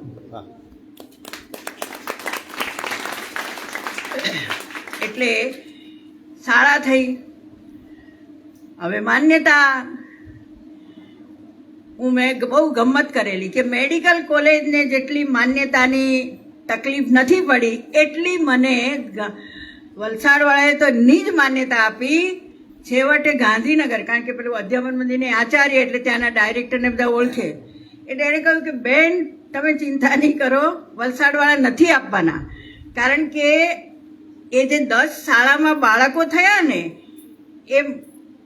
એ છાત્રાલય બનાવ્યું, કારણ કે મારાથી કાયદેસર ગેરકાયદેસર શાળા તો ચલાવે નહીં. એટલે ને મને આશ્રમ શાળાધિકારી કહ્યું કે તમે બાળકોને ત્યાં રાખો અને અમારી પ્રાથમિક શાળામાં મોકલો ને અમારા શિક્ષકો તો ભણાવવાના જ નથી, તમારા શિક્ષકો અહીંયા ભણાવે, એના કરતાં ત્યાં ભણાવે, પણ એ રજીસ્ટર તો થઈ જાય ને અને એને સર્ટિફિકેટ તો મળે ને. સારું, એટલે એ બધું કર્યું. બહુ લાંબી કથા, પણ છેવટે એ રાવળ સાહેબ કરીને એનો આભાર માનું. એ છેવટે એને એ 6 સ્કૂલની 7 ધોરણની માન્યતા 6 વર્ષે મને મળી. અને મારી 6 શાળા છેવટે પેલી બધી 10માંથી 4 મેં બંધ કરી, એટલી બધી થાકી ગઈ આ માન્યતામાં કે 6 શાળા પ્રાથમિક શાળા અને પછી 2 માધ્યમિક શાળા. માધ્યમિક શાળા વખતે પણ મને બધા વડીલોએ ના પાડી કે તું આ ગાંડ પણ કરે છે, માધ્યમિક શાળામાં શિક્ષકો કોણ આવશે? અહીંયા કોઈ પ્રાથમિક શાળામાં ભણાવવા નથી આવતું, આપણી પાસે શિક્ષકો જ નથી. સુજાતાએ તો એટલું બધું કહ્યું કે બેન તમે આ શું કરો છો? મેં કીધું કે ના, માધ્યમિક શાળા નહીં કરીએ તો ચાલે કેવી રીતે? આ છોકરાઓ ભણશે કેવી રીતે? માધ્યમિક શાળા કરી, 10માં આવ્યા છોકરાઓ. પણ હું બધે સંકળાયેલી, ગાંધી વિદ્યાપીઠમાં મંત્રી, એટલે જીબીટીસી કોલેજના છોકરાઓએ મને કહ્યું બેન અમે અહીંયા અમે તો જાતે બીએડમાં તો ડિગ્રી મળી જ જાય, અમે ત્યાં 10 દાડા રહીશું અને ગણિત વિજ્ઞાન છોકરાઓને ભણાવીને આવશું. પછી વ્યારા અને વાલોડના કેટલા બધા આચાર્ય શિક્ષકોએ કહ્યું કે બેન અમે અઠવાડિયું જઈશું અને તમારા છોકરાઓને અમે 10મા વાળાને અમે ભણાવશું. અને તમે માનશો 10માનું 100% રિઝલ્ટ અને જે પહેલો છોકરો આવ્યો એના 84% માર્ક. અને પહેલા જ બેચના 2 છોકરાઓ સાયન્સમાં ગયા. એટલે પણ હું તમને એ કહેવા માંગુ છું, એને એટલી બધી ભણવાની ધગશ, જે છોકરાઓને ગુજરાતી નહીં આવડે, જેણે ગુજરાતનો નકશો પણ નહીં જોયેલો, જેણે ધરમપુર પણ નહીં જોયેલું, એવા છોકરાઓ. હવે ન જોયેલું એની હું કથા કહું, બેન અમે તો કંઈ નહીં જોયેલું. તો મેં કહ્યું ચાલો તમને મુંબઈ લઈ જાઉં, દરિયો પણ જોવાય, આગાડીમાં બેસાય અને ખૂબ બધા માણસો અને ખૂબ મોટા મકાનો ને બધું દેખાઈ જાય. 100 છોકરાઓ એને લઈને નીકળી. અને પણ વલસાડથી મુંબઈ સુધી ટ્રેનમાં ઊભા એની આંખમાં આપણે જોઈએ તો આપણે એને લાગે કે આ શું છે. અને એકેના પગમાં ચંપલ નહીં, 100 છોકરા આમ લાઈનમાં ચાલે ત્યારે બધા જોયા કરે મુંબઈના લોકો કે આ પગ વગરના કેવા. અને એ રીતે ફરી આવ્યા. અત્યારે તો હવે એ લોકો ઋષિકેશ ને હરિદ્વાર ને અજંટા એલોરા ને બધે જાય છે. પણ પહેલો અને બધા બાળકો દરિયાનું પાણી ભરી લાવ્યા. મેં કહું આ પાણી કેમ ભરો છો? કે બેન દરિયાનું પાણી, કોઈ પાણી ખારું હોય તો અમે ઘરે બા બાપુજીને જઈને બતાવશું કે પાણી ખારું પણ હોય એમ. એટલે અમે પાણી લઈ જઈએ છીએ. સારું, મેં કીધું પાગલ છો. એટલે એ રીતે હવે 10મું પાસ તો થયા, હવે 11-12માં ક્યાં મોકલવા? કારણ કે જે લોકો સારું બધું ચાલે તો ખરું જ, પણ ટકા લાવે તો જ નર્સિંગમાં 12માની છોકરીઓને નર્સિંગમાં એડમિશન મળે, પેલા એને એન્જિનિયરિંગમાં મળે. એટલે રાજચંદ્રવાળા પાસે મેં 11-12 સાયન્સ શરૂ કરાવ્યું, સાયન્સ કોલેજ શરૂ કરાવી ને આર્ટ્સ 11-12 શરૂ કરાવ્યું. બહુ લાંબુ થશે, મને કહેજો. હા, એટલે એ છોકરાઓને અમે 10માંથી છોડી ના દીધા, 12માંથી છોડી ના દીધા. 12માં આવે ઓનલાઈન ફોર્મ ભરવાનું અને કંઈ જ નહીં આવડે એટલે બધાને વલસાડ લઈ જવાના, ટેમ્પામાં ઓનલાઈન ફોર્મ ભરાવવાના. એડમિશન આવે એટલે એને મોરબી હોય કે રાજકોટ હોય કે ભાવનગર બધાને મૂકવા જવાના. પણ આ બધું થઈ શક્યું કારણ કે ઘણા બધાની મદદ મળી. એ હું તમને કહી દઉં કે આ કામમાં, ડુંગરના કામમાં કેટલા બધા લોકોએ મને મદદ કરી છે. આ શિક્ષણમાં તો કરી જ છે પણ બીજા બધા કામમાં પણ કમનસીબી એ છે કે કોઈ એક MSW ત્યાં નોકરી કરવા નહીં આવ્યું, કોઈ એન્જિનિયર નોકરી કરવા નહીં આવ્યો, કારણ કે ત્યાં ચા પણ નહીં મળે. દૂધની વાત તો જવા દેવ, પણ તમને કંઈ ખાવું હોય, એક કેળું લઈને ખાવું હોય તો આખા 180 ગામમાં કોઈ દુકાન નહીં. દાદી ચાલે બેટા.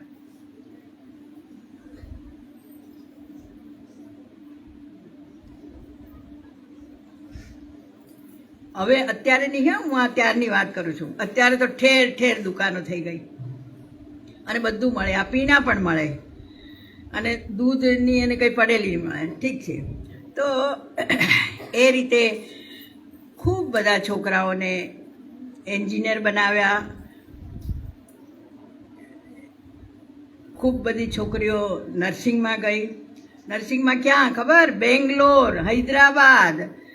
અને રડે ફોનમાં. મેં કીધું ભણવું હોય તો એ તો કરવું જ પડે. પછી અમારા ભાવનાબેન કરીને છે, એ પ્લેનમાં જાય. કોઈ વાર બહુ જ રડે છોકરીઓને, બહુ મૂંઝાય તો પછી એ પ્લેનમાં જાય. એકવાર લોકભારતીમાં એવું થયું તો એ લોકભારતી ગયા, એકવાર ભાવનગર એવું થયું તો એ ભાવનગર ગયા. એ બધે જાય, ગાડી લઈને જાય. ને મને કહેલું કે તમારે 12મા પછીની ચિંતા નહીં કરવાની કુકીબેન, એ બધાને હું જે કંઈ મુશ્કેલી પડશે. પણ તમને એ કહું કે આ છોકરાઓને પણ મેં કહેલું કે તમે એન્જિનિયરિંગમાં જાઓ છો, મોરબી ગયા ને 22,000 ફી હોય તો 11,000 તમારા, 11,000 હું આપીશ, પણ 11,000 તમારે શ્રમ કરીને મેળવવાના. કશું આખા કામમાં કોઈ વસ્તુ મફત નથી આપી, કોઈ વસ્તુ મફત નથી આપી. આમાંની કલમ પણ 100 રૂપિયાની કલમ આવે તો 50 રૂપિયા પહેલાં એને જમા કરવાના. 5 નદી 400 ઓઇલ એન્જિનને મોટર આપ્યા, એમાં પણ 15,000ની ઓઇલ એન્જિન આવે તો પહેલાં એણે 8,000 જમા કરવાના. અને માણસો એટલા બધા ઓનેસ્ટ, એટલા બધા નિષ્પાપ અને એટલા બધા સરળ. એક ગામમાં ધારો કે 10 મોટર લઈ જવાના હોય અને બધા ભેગા થઈને જ આવે. દરેક ગામનું જે કંઈ કરવાનું હોય ભેગા થઈને આવે. તો કે બેન, એક જણના પૈસા નથી આવ્યા, 11 મોટર જોઈએ છે અમને, 10 જણના પૈસા આવ્યા, એકના નથી આવ્યા. બીજું કે આપી દે. તો તરત અમારા કાર્યકર્તાએ કહ્યું કે ભાઈ એવું કરશો તો આ પછીના કામોમાં બહુ જ તકલીફ પડશે. એટલે મેં એમ કીધું કે હું મારા પૈસા આપી દઉં. પણ પેલો કાર્યકર્તા એમ કે બેન તું 2 દાડા થોભી જાય, હું ગમે તે કરીને મને પૈસા હું. મેં કહ્યું તમે 2 જણ થઈને મોટર લો. એટલે અને તમને હું કહું કે આજે બધા અનાજનું વિતરણ કરીએ ને તો ટ્રકોમાં અનાજ મોકલીએ. હવે ત્યાં તો કોઈ ગોડાઉન કે કંઈ છે નહીં, કોઈના ઓટલા પર જ મૂકી આવવું પડે. આખી ટ્રક 200 કટ્ટા અનાજ આવે તે કોઈના દશરથભાઈના ઓટલા પર તમે પેલા ટ્રકવાળાને કહી દઉં કે ત્યાં મૂકી આવજો.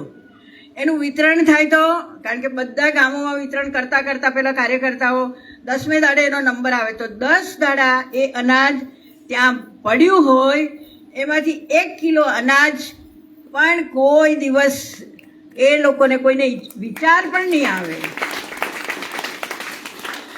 આટલા બધા કૂવા કર્યા. એ સિમેન્ટનું પણ એવું જ. પેલા આખો ટેમ્પો સિમેન્ટ ભરીને જાય, પછી હું કહું કે મુક્તાબેનને ત્યાં 25 ગુણ, ફલાણાભાઈને ત્યાં 30 ગુણ, આમ કરતાં કરતાં ઉતારતા જવાનું. તો એ 25 ગુણમાંથી કોઈએ એક ખોબો સિમેન્ટ પણ અમે ચોકડી કરી લઈએ, કોઈ દિવસ એવું થયું નથી. એટલે આટલા 35 વર્ષથી અમે ધરમપુરમાં કામ કરીએ છીએ. મને ઘણા બધા પૂછે છે કે તમને કોઈ દાડો કંઈ તકલીફ નહીં પડી? ના, કદી તકલીફ નથી પડી. હજી તમને એક વાત કહું, શરૂઆતમાં તો રસ્તા નહીં હતા, તો ટ્રક આવવાની હોય, બેનની ગાડી આવવાની છે, 3 કિલોમીટરના રસ્તા એ લોકો બનાવે મારી ગાડી માટે, અને ખેતરમાંથી બનાવે એટલે પાછા ચૂનો રંગીને પથ્થર મૂકે કે બેન ભૂલી નહીં પડી જાય. આખા 3 કિલો ઉપર આમ પથ્થર મૂકે અને આખો 2-3 દાડા શ્રમ કરીને એ લોકો રસ્તો બનાવે કે બેનની ગાડી આવવાની છે. એટલે ખૂબ મહેનતુ પ્રજા, ખૂબ ઓનેસ્ટ પ્રજા, અને ખૂબ ખૂબ નિષ્પાપ અને કામ કરવાની મજા. એટલે કંઈ કહેવું જ ના પડે કે તળાવ તમારે કરવાનું છે. નક્કી જ હોય, પેલા કાર્યકર્તા કહ્યું હોય કે કારણ કે દર વર્ષે 30-35 તળાવ થાય, તો જ્યારે જેનો વારો આવે, સાધન પણ એમના જ, કોદાળી, પાવડા, ત્રિકમ લઈને આખું ગામ હાજર જ હોય. ગામ એટલે 800ની વસ્તીનું ગામ, 1200ની વસ્તીનું ગામ, 2000થી ઉપર તો કોઈ ગામ, 1200, 1400, 800 એટલા જ નાના ગામો. તો આ બધા, અને આ શિક્ષણમાં પણ છોકરાઓ કદી, એટલે આજે પણ હું તમને પૂછું છું ત્યારે તમે તો કહી દો કે અમે તો ભણવું નથી.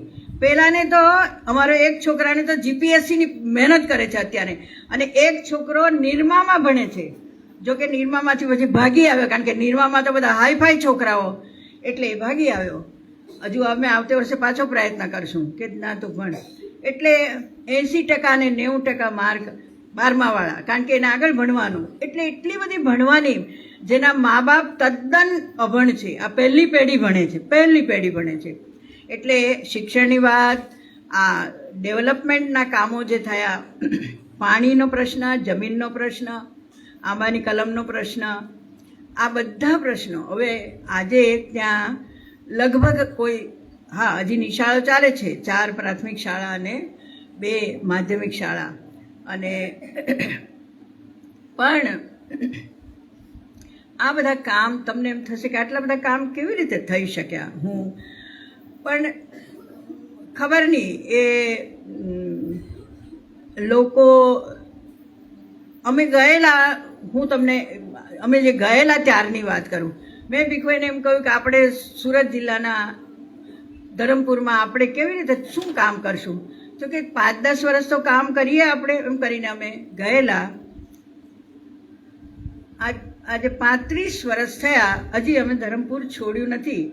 આખો રળિયામણો, અને સૌથી મોટી વાત હું તમને બીજી કહું કે અમને દાતા ખૂબ મળ્યા, અને એ દાતાઓએ પહેલે વર્ષે મુંબઈમાં મિટિંગ કરી કે કોકીબેન તમે અહીંયા આવી જાઓ અને તમારું બજેટ બતાવો અમને, 1 કરોડ, 1.25 કરોડ, જે કંઈ હોય તે એ બતાવી દેવું, પછી તમારે અહીંયા આવવાનું જ નહીં, અને અમે તમારી ચિંતા કરશું. કારણ કે પ્રદેશ જ એવો, અને ભીખોઈને એવો આગ્રહ કે તમે દાન આપો તે નહીં ચાલે, તમારે અહીંયા આવીને દાન આપવાનું. એટલે આખો પ્રદેશ જ એવો કે કોઈ, એટલે દરેક આ બધા કૂવા હોય, તળાવ હોય, દર વર્ષે લગભગ કરોડથી 1.5 કરોડ વાપરતા હતા, અને બધા પૈસા અમે કોઈ દાડો એક કાગળ લખવાનો આભારનો. એટલે દાતાઓનો પણ બહુ જ પ્રેમ મળ્યો. દાતાઓને બહુ જ, એટલે એ દાતા ન રહ્યા, અમારા મિત્ર રહ્યા, અમારા હિતેચ્છુ રહ્યા, અને એ રીતે એની પણ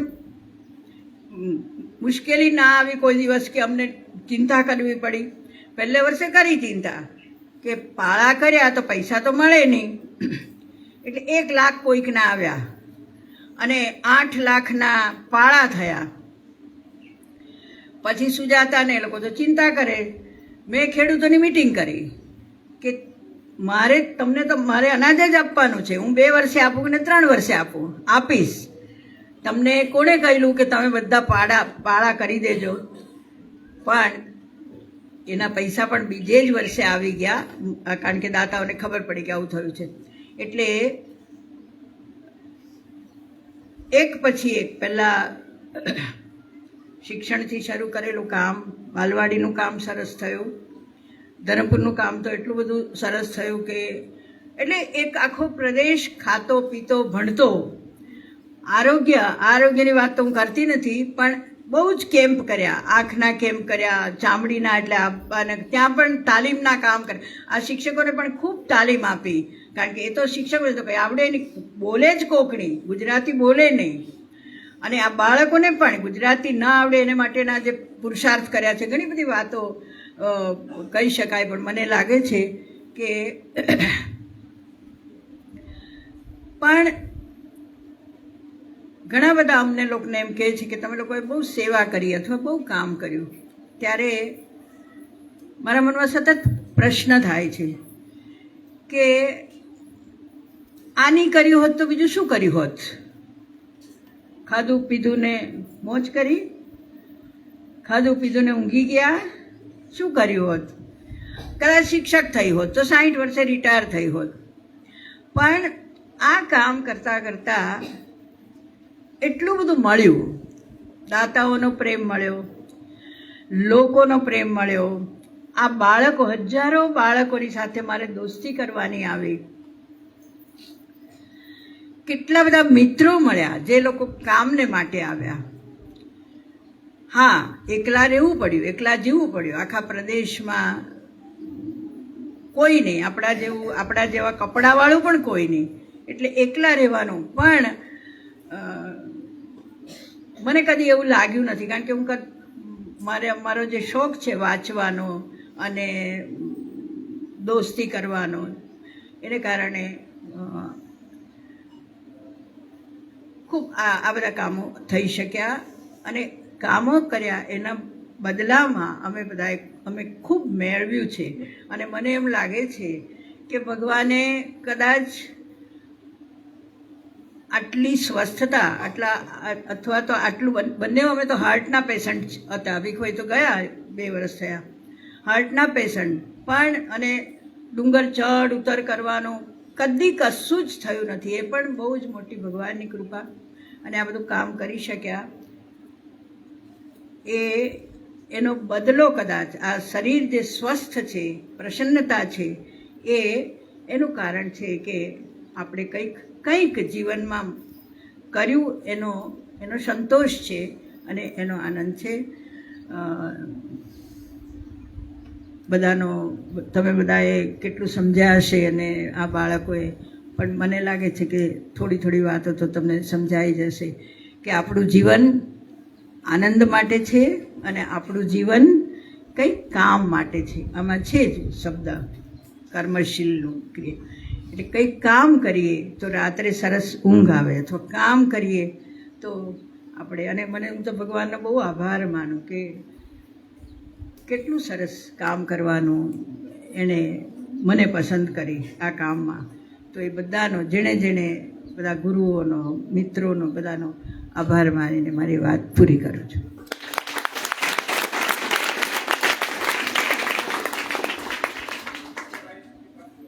પ્રશ્ન હે? હા, ભીખભાઈ નથી એટલે તમને નહીં સમજાય, પણ બહુ સરસ વ્યક્તિ, મારાથી સાવ એકદમ સ્વસ્થ, આનંદી, ખૂબ રુજુ હૃદયના, ખૂબ લાગણીશીલ. અને એ આખું ગ્રુપ હતું. એ લોકો, મારા મનમાં જેમ બાળપણથી એક શિક્ષક થવાનું સપનું, એ લોકોનું તો બહુ મોટું સપનું હતું. એ લોકો 7 મિત્રો હતા. એણે સંકલ્પ કરેલો કે આપણે ભણીને આવશું વાલોડમાં, તો વાલોડ છોડીને ક્યાંય નહીં જવાનું. વાલોડ તાલુકાના જે 40 ગામડા, એ 40 ગામડાને સમૃદ્ધ કરશું એવો સંકલ્પ. અને એ બધા વાલોડમાં જ રહ્યા. ખાદી ગ્રામોદ્યોગોની પ્રવૃત્તિઓ, ખૂબ બધી પ્રવૃત્તિઓ કરી, ખૂબ તાલીમના કામો કર્યા. નિશાળો, શિક્ષણનું, ત્યાં પણ શિક્ષણનું કામ કર્યું. અને હવે એમાંના તો લગભગ કોઈ નથી. એ 7માંથી એક પણ નથી. બધા ઉપર છેલ્લે ભીખોઈ હતા અને ભીખોઈ પણ ગયા. પણ ભીખોઈ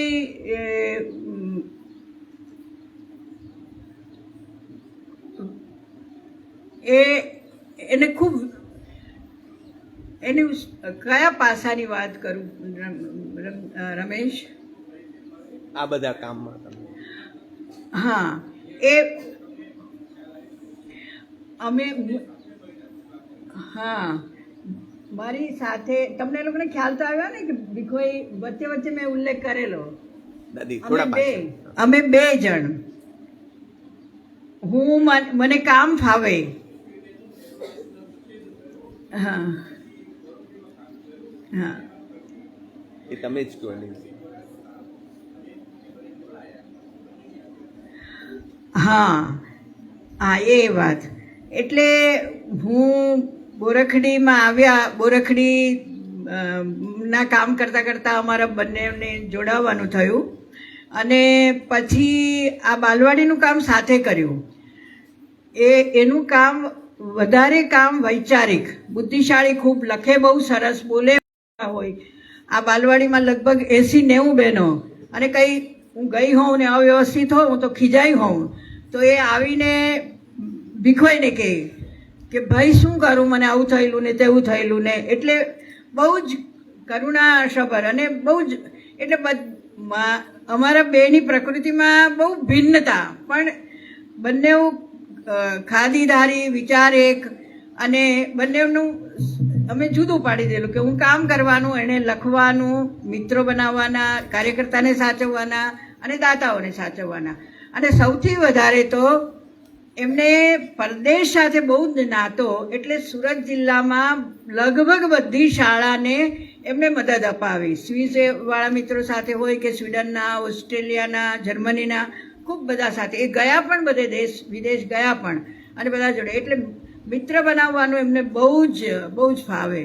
અને બહુ જ બધાને, આખા સુરત જિલ્લામાં કોઈને પણ મદદની જરૂર હોય તો ભીખોઈ પાસે આવે.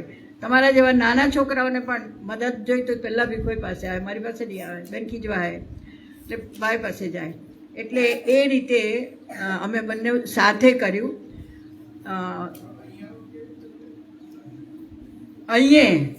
હા, હવે ભીખોઈ 2 વર્ષ, એટલે 2 વર્ષ થયા, 3 વર્ષ. આ જૂનની 5મી ગુજરી ગયેલા, એટલે 3 વર્ષ થવાના. અને આટલા વર્ષ, 52 વર્ષ અમે સાથે રહ્યા, સાથે કામ કર્યું. અને આમ તો એકલા ઘણું રહેવાનું થયું, કારણ કે હું બોરખડી નોકરી કરું, એ જીણાભાઈ સાથે રાજકીય રીતે જિલ્લા પંચાયતમાં ને એ બધી રીતે કામ. પણ ખબર નહીં, એટલે ભીખોઈના ગયા પછી મને બહુ જ ડિપ્રેશન જેવું લાગવા માંડ્યું ને એમ થાય કે હવે નથી જીવવું, અથવા હવે કેવી રીતે જીવાશે, એકલા રહેવાશે નહીં, એકલા જીવાશે નહીં. કામ તો ધરમપુરનું હતું, પણ તોય ત્યાં જવાનું મન નહીં થાય. ખૂબ બધું એવું લાગવા માંડ્યું. અને રમેશ, આ ભીખોઈ ગુજરી ગયા પછી રમેશભાઈના ફોન આવે, એટલે ફોનમાં પછી મને જ્યારે ફોન આવે ત્યારે હું રડતી હોઉં કે મને એમ થાય કે હવે સરસ જીવ્યા, હવે ભગવાન લઈ લે તો સારું, પણ ભગવાન તો કંઈ લઈ નહીં લે. આપણે ને એવી રીતે પ્રાર્થના કરીએ તો એ નહીં લઈ લે ભગવાન, નહીં લઈ લઈને. એટલે પછી રમેશે કહ્યું કે એકવાર તમે અહીંયા આવો. પણ મારા બધા ત્યાં ભાઈ બહેનો, એટલે ત્યાં બધા લોકો કચ્છ અમારે ત્યાં કોઈને સજા કરવી હોય તો કચ્છ મોકલે. કોઈ કચ્છ આવે તો મને બધા એમ કીધું કચ્છ જવાની. મેં કહું હા, કારણ કે હું તો મારી પ્રકૃતિમાં છે ને કે જટ માનવાનું, કોઈનું માનવાનું નહીં. મને મનમાં નક્કી થયું તો કરવાનું એમ. એટલે હું આવી. કાલે મારી બહેન ને મારા ભાઈ ને બધાનો રમજાનભાઈ પેલું મૂક્યું છે ને કે કોકબેન તમને ત્યાં આટલું સરસ, આટલી મજા આવે છે, અમને લોકોને બહુ જ રાજીપો થયો છે, અમને બહુ આનંદ થયો છે. એમ બધાના વોટ્સઅપ પર મારો 2 ભાણિયા અમેરિકા છે, મારો ભાઈ અમેરિકા છે, બધાનો આવ્યો કે કોકી ત્યાં તું આટલી બધી આનંદમાં છે. અમને એ જાણીને બહુ ટાઢક થઈ. એટલે આ રીતે ઘણું બધું કહેતા હું ભૂલી જાઉં છું. પણ અહીંયા તમને લોકોને તો નકુલ મામાનો પ્રેમ મળે જ છે, કારણ કે તમે એના વિદ્યાર્થી છો. પણ અહીંયા હું કેમ વારે વારે આવું છું, તમને સમજાય છે? આટલે બધે દૂરથી રાત્રે અહીંથી 9 વાગે બેસું, બધાને ચિંતા થવા માંડી છે. હું 9 વાગે બેસવાની છું ટ્રેનમાં એકલી, સવારે 9 વાગે ત્યાં ઉતરીશ તો આટલી ઉંમરે શું થશે? નકુલ મામાને પણ ચિંતા. પણ અહીંનું પરિસર, આ બધા બેઠેલા છે ને તમારા, બધા નામ નથી દેતી, બધા એટલી બધી મારી ચિંતા કરે, એટલી બધો મને પ્રેમ મળે, એટલું બધું મને ખબર નહીં. હું આ પડાવ, આ મારો જેમ લોકભારતીમાં ને હું મારું પિયર, એ લોકો માને કે તું પિયરમાં આવી, એ માને શું કહેવું મને ખબર નથી. રમેશભાઈ શબ્દ શોધી આપશે, કારણ કે હવે પિયર તો કંઈ આવે નહીં. પણ મુકામ એટલે અહીંયા મને એટલું બધું ગમે છે. હું ઓટલે બેઠી હોય, દાદી હરિઓમ, દાદી હરિઓમ, આખા દિવસમાં તમે મને કેટલી બધી વાર ભગવાનનું નામ દેવડાવો છો, હરિઓમ, નહીં તો હું તો બોલું જ નહીં. એટલે એને આ બધા રમજાન ને મુક્તા ને બધા કંઈ પણ 2 દાડા માદી થઈ ગઈ તો આખું ટોળું આવ્યું કે દાદી તમે માદા થઈ ગયા. અમારા છોકરાઓને તો બોલતા જ નહીં આવડે, એટલે હું તરત એમ થતી હતી કે હું જો ત્યાં માદી હું તો છોકરાઓને તો ખબર પણ નહીં પડી. બેન હવે થોડા કદાચ થયા હશે, ખબર નથી. પણ મને જેમ એક લોકવારથી મને બહુ જ ગમેલું, મને બહુ જ ગમેલું, એમ મને આ બીજું, પહેલાં તો બધા ધરમપુર ને તો બધા કામના પડાવો હતા, પણ બીજું આ જે તમારું જે પરિસર છે, તમે બધા છો, એ મને આમ એવી નિરાંત, અહીંયા આવું એટલે એવી નિરાંત લાગે. પણ મારે જવું પણ પડે, કારણ કે હજી એ સ્કૂલો 4 પ્રાથમિક શાળા, માધ્યમિક શાળા, પેલા બધા કામ તો ભીખવાઈને ગયા પછી બંધ કર્યા. એટલે તમારે માટે પણ ખૂબ આનંદ વ્યક્ત કરું છું કે તમે લોકો બધા મને ખૂબ વહાલ કરો છો, ખૂબ પ્રેમ આપો છો. એટલે બધાને બહુ સારું લાગે છે.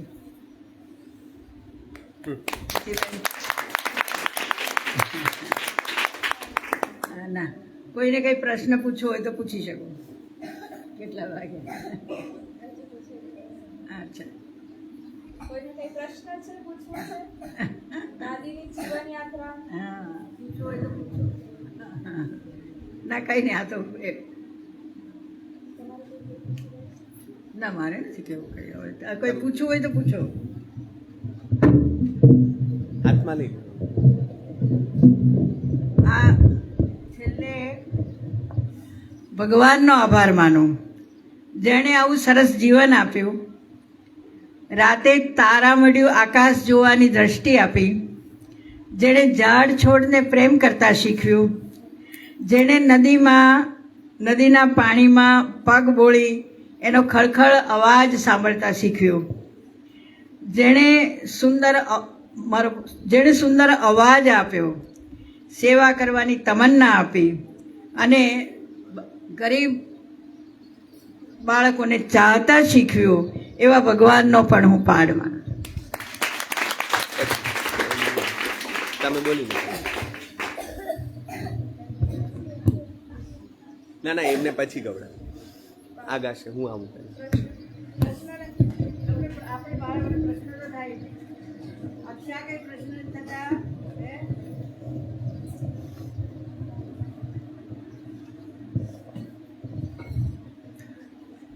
આવડી મોટી યાત્રાને 1-1.25 કલાકમાં સંકેલવી એ દાદી માટે કેટલી અઘરી રહી હશે એ હું સમજી શકું છું.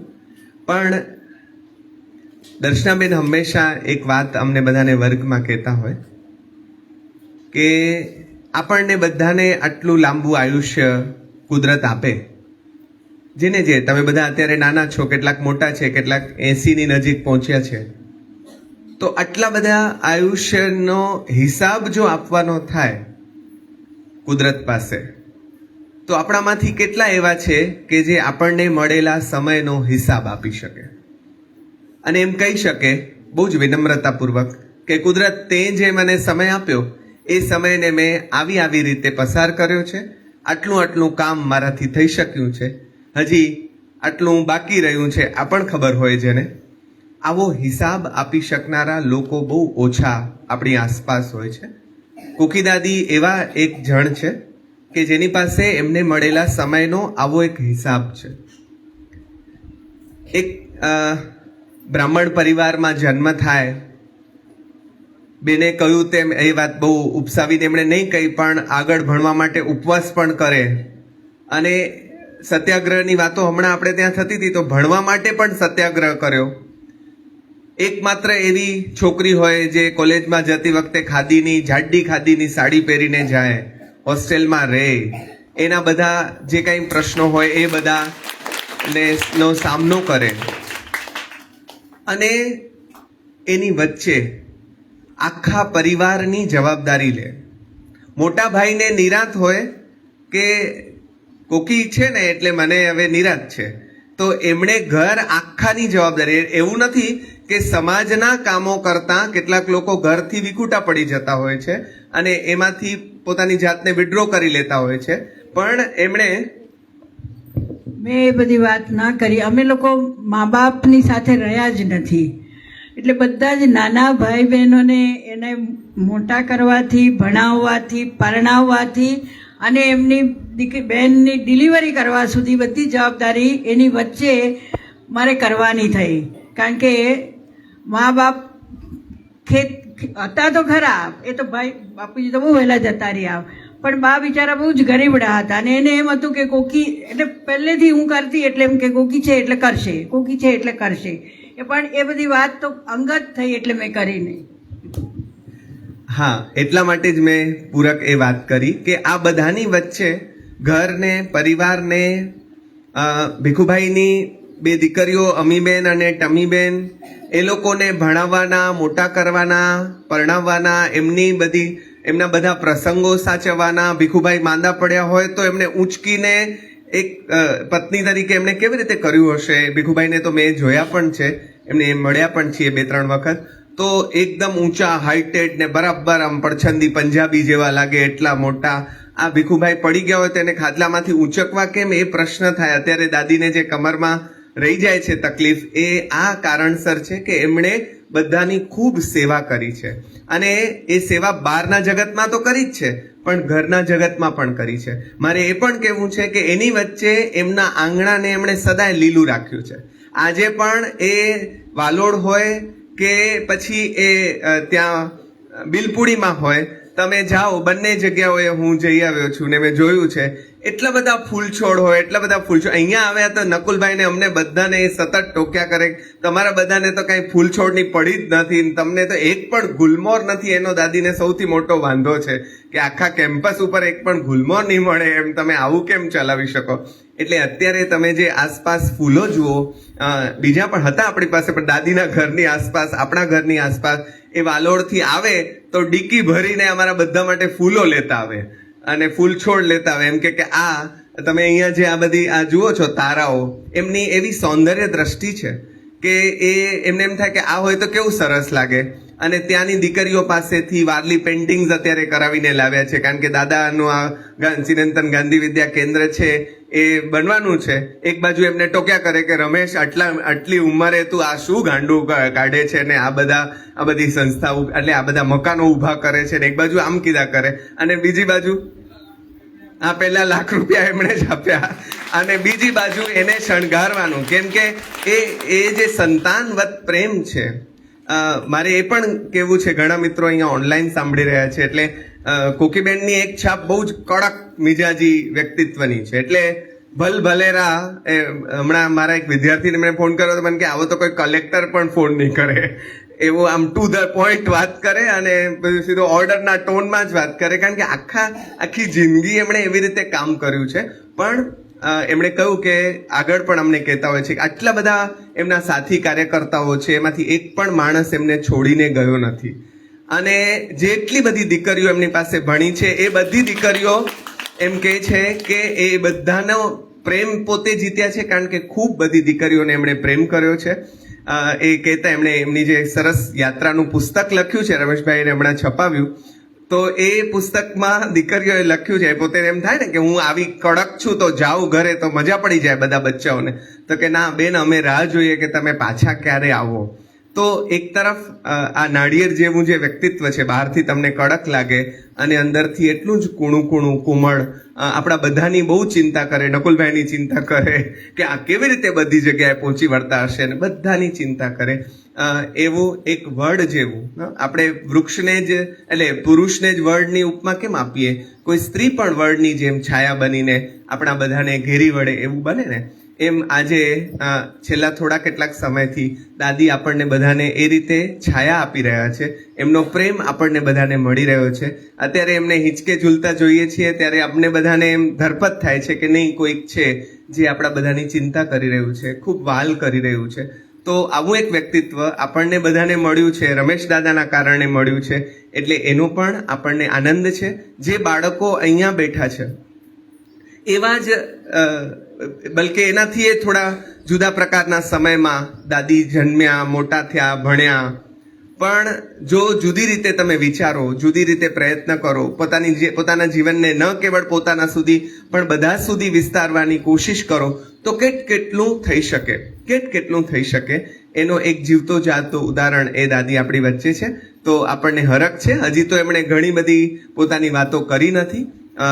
એ જ્યારે તમને સમય મળે ત્યારે એમની પાસેથી તમે એ વાતો સાંભળવા જજો. એક એક વાત વિસ્તારથી સાંભળવા જેવી છે, પણ અહીંયા આપણે એમને આખા જીવનને સંકેલવાની વાત, આખા જીવનને એક વ્યાખ્યાનમાં સમેટવાની વાત કરી હતી, એટલે એમણે બહુ જ હનુમાન કૂદકા લગાડીને કેટલીક વાતો કરી છે. પણ આપણને આનંદ થાય કે આવું એક વ્યક્તિત્વ આપણી આસપાસ છે, આપણે એનો હરખ વ્યક્ત કરીએ. દીકરીઓ છેલ્લે એક ગીત ગાશે, સંગમાં રાજી રાજી. તમારા સંગમાં અમે બધા કેવા રાજી છીએ એ રાજીપો વ્યક્ત કરતું ગીત સાંભળી અને પછી આપણે અહીંથી વિખેરાઈશું. દીકરીઓ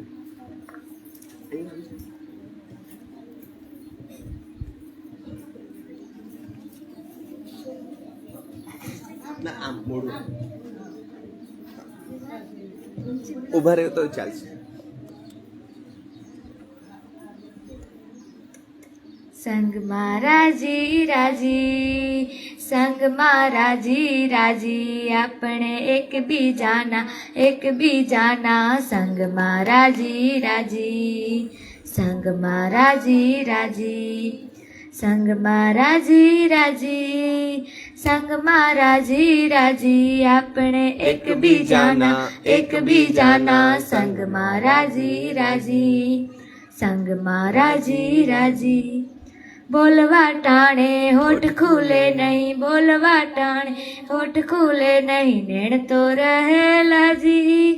સંગમાં રાજી રાજી, આપણે એકબીજાના સંગમાં રાજી રાજી, સંગમાં રાજી રાજી. લેવાને જાય ત્યાં જીવન આખું તે ઠલવાય, લેવાને જાય ત્યાં જીવન આખું તે ઠલવાય, દેવાને જાય ચલો છલ ભર્યું શું છલકાય, દેવાને જાય ચલો છલ ભર્યું શું છલકાય. એવાય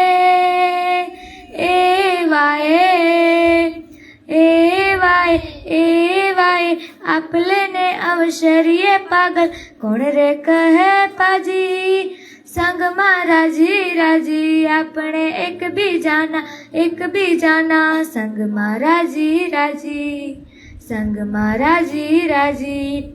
વીતેલી વેળાને કોઈ આવતી ઘેરી યાદ, વીતેલી વેળાને કોઈ આવતી ઘેરી યાદ. ભાવિના સોણલાનો એરણ કેરો સાથ, ભાવિના સોણલાનો એરણ કેરો સાથ. અષાઢી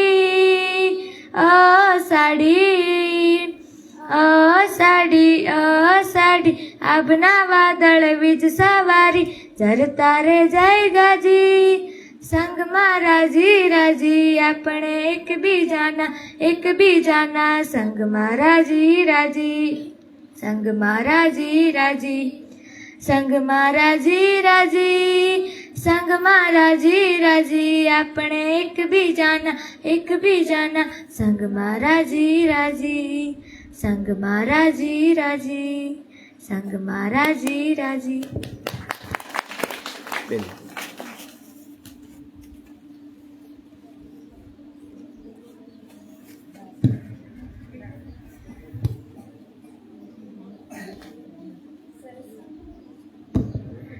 સરસ મજાની વાતો થઈ. દાદીની જીવન યાત્રાની જે એમના સંસ્મરણો હતા એમાં જોડાવાનો અમને અવસર પ્રાપ્ત થયો. હું આશા રાખું છું કે એમની જે જીવન યાત્રા છે એમાંથી આપણને નવી શીખ, નવી ઉર્જા મળશે. મને તમારા જીવનનો પહેલો પડાવ ખૂબ જ ગમ્યો, કારણ કે એવું લાગ્યું કે એનાથી જ તમારું ભાવ જગત, વિચાર જગત, સમજનો પ્રવાહ, જેના થકી તમારું આખું ઘડતર થયું. તો એ ખૂબ જ સુંદર છે. પુસ્તક પણ એમનું ખૂબ સુંદર છે જે દાદાએ સંપાદન કર્યું છે. એ તમને સમય મળે તો ચોક્કસથી વાંચજો. અને જેમ મેં એમ કહ્યું કે દાદીને જ્યારે પણ ઝૂલા ઉપર બેઠેલા જુઓ તો પાસે જઈને બેસજો. વધારે સારી રીતે દાદી વિશે જાણવાની અને દાદીના કોમળ હૃદયને સ્પર્શવાની તમને તક મળશે. બધાનો આભાર માનું છું, ખાસ બાળકો જે બેઠા છે આટલા ઘણા સમયથી. બહારથી જે પણ મિત્રો આવ્યા છે એ બધાનો આભાર કે તમે સમય નીકાળીને આવ્યા દાદીની આ એક યાત્રાને માણવા, જાણવા, સાંભળવા. તો તમારો આભાર માનું છું. નકુલ મામા, મુક્તા માસી, રમેશ દાદા, રમઝાનભાઈ, આપ સૌનો આભાર કે તમારા બધાના પ્રયત્નો થકી આ એક સરસ મજાની એક યાત્રા આપણે માણી. થેન્ક યુ બધાને. ચા નાસ્તાની આપણે વ્યવસ્થા કરેલી છે, તો નાસ્તો લઈને વાતચીત કરી શકીએ. જે બહારથી આવે છે એમને એક વિનંતી છે, આપણે થોડુંક રજિસ્ટ્રેશન કરી રહ્યા છીએ, તો આપનું નામ અને થોડુંક નંબરને નોંધાવી લેજો મારી પાસેથી. અને આવી રીતે જ આપણે મળતા રહીશું. આભાર સૌનો.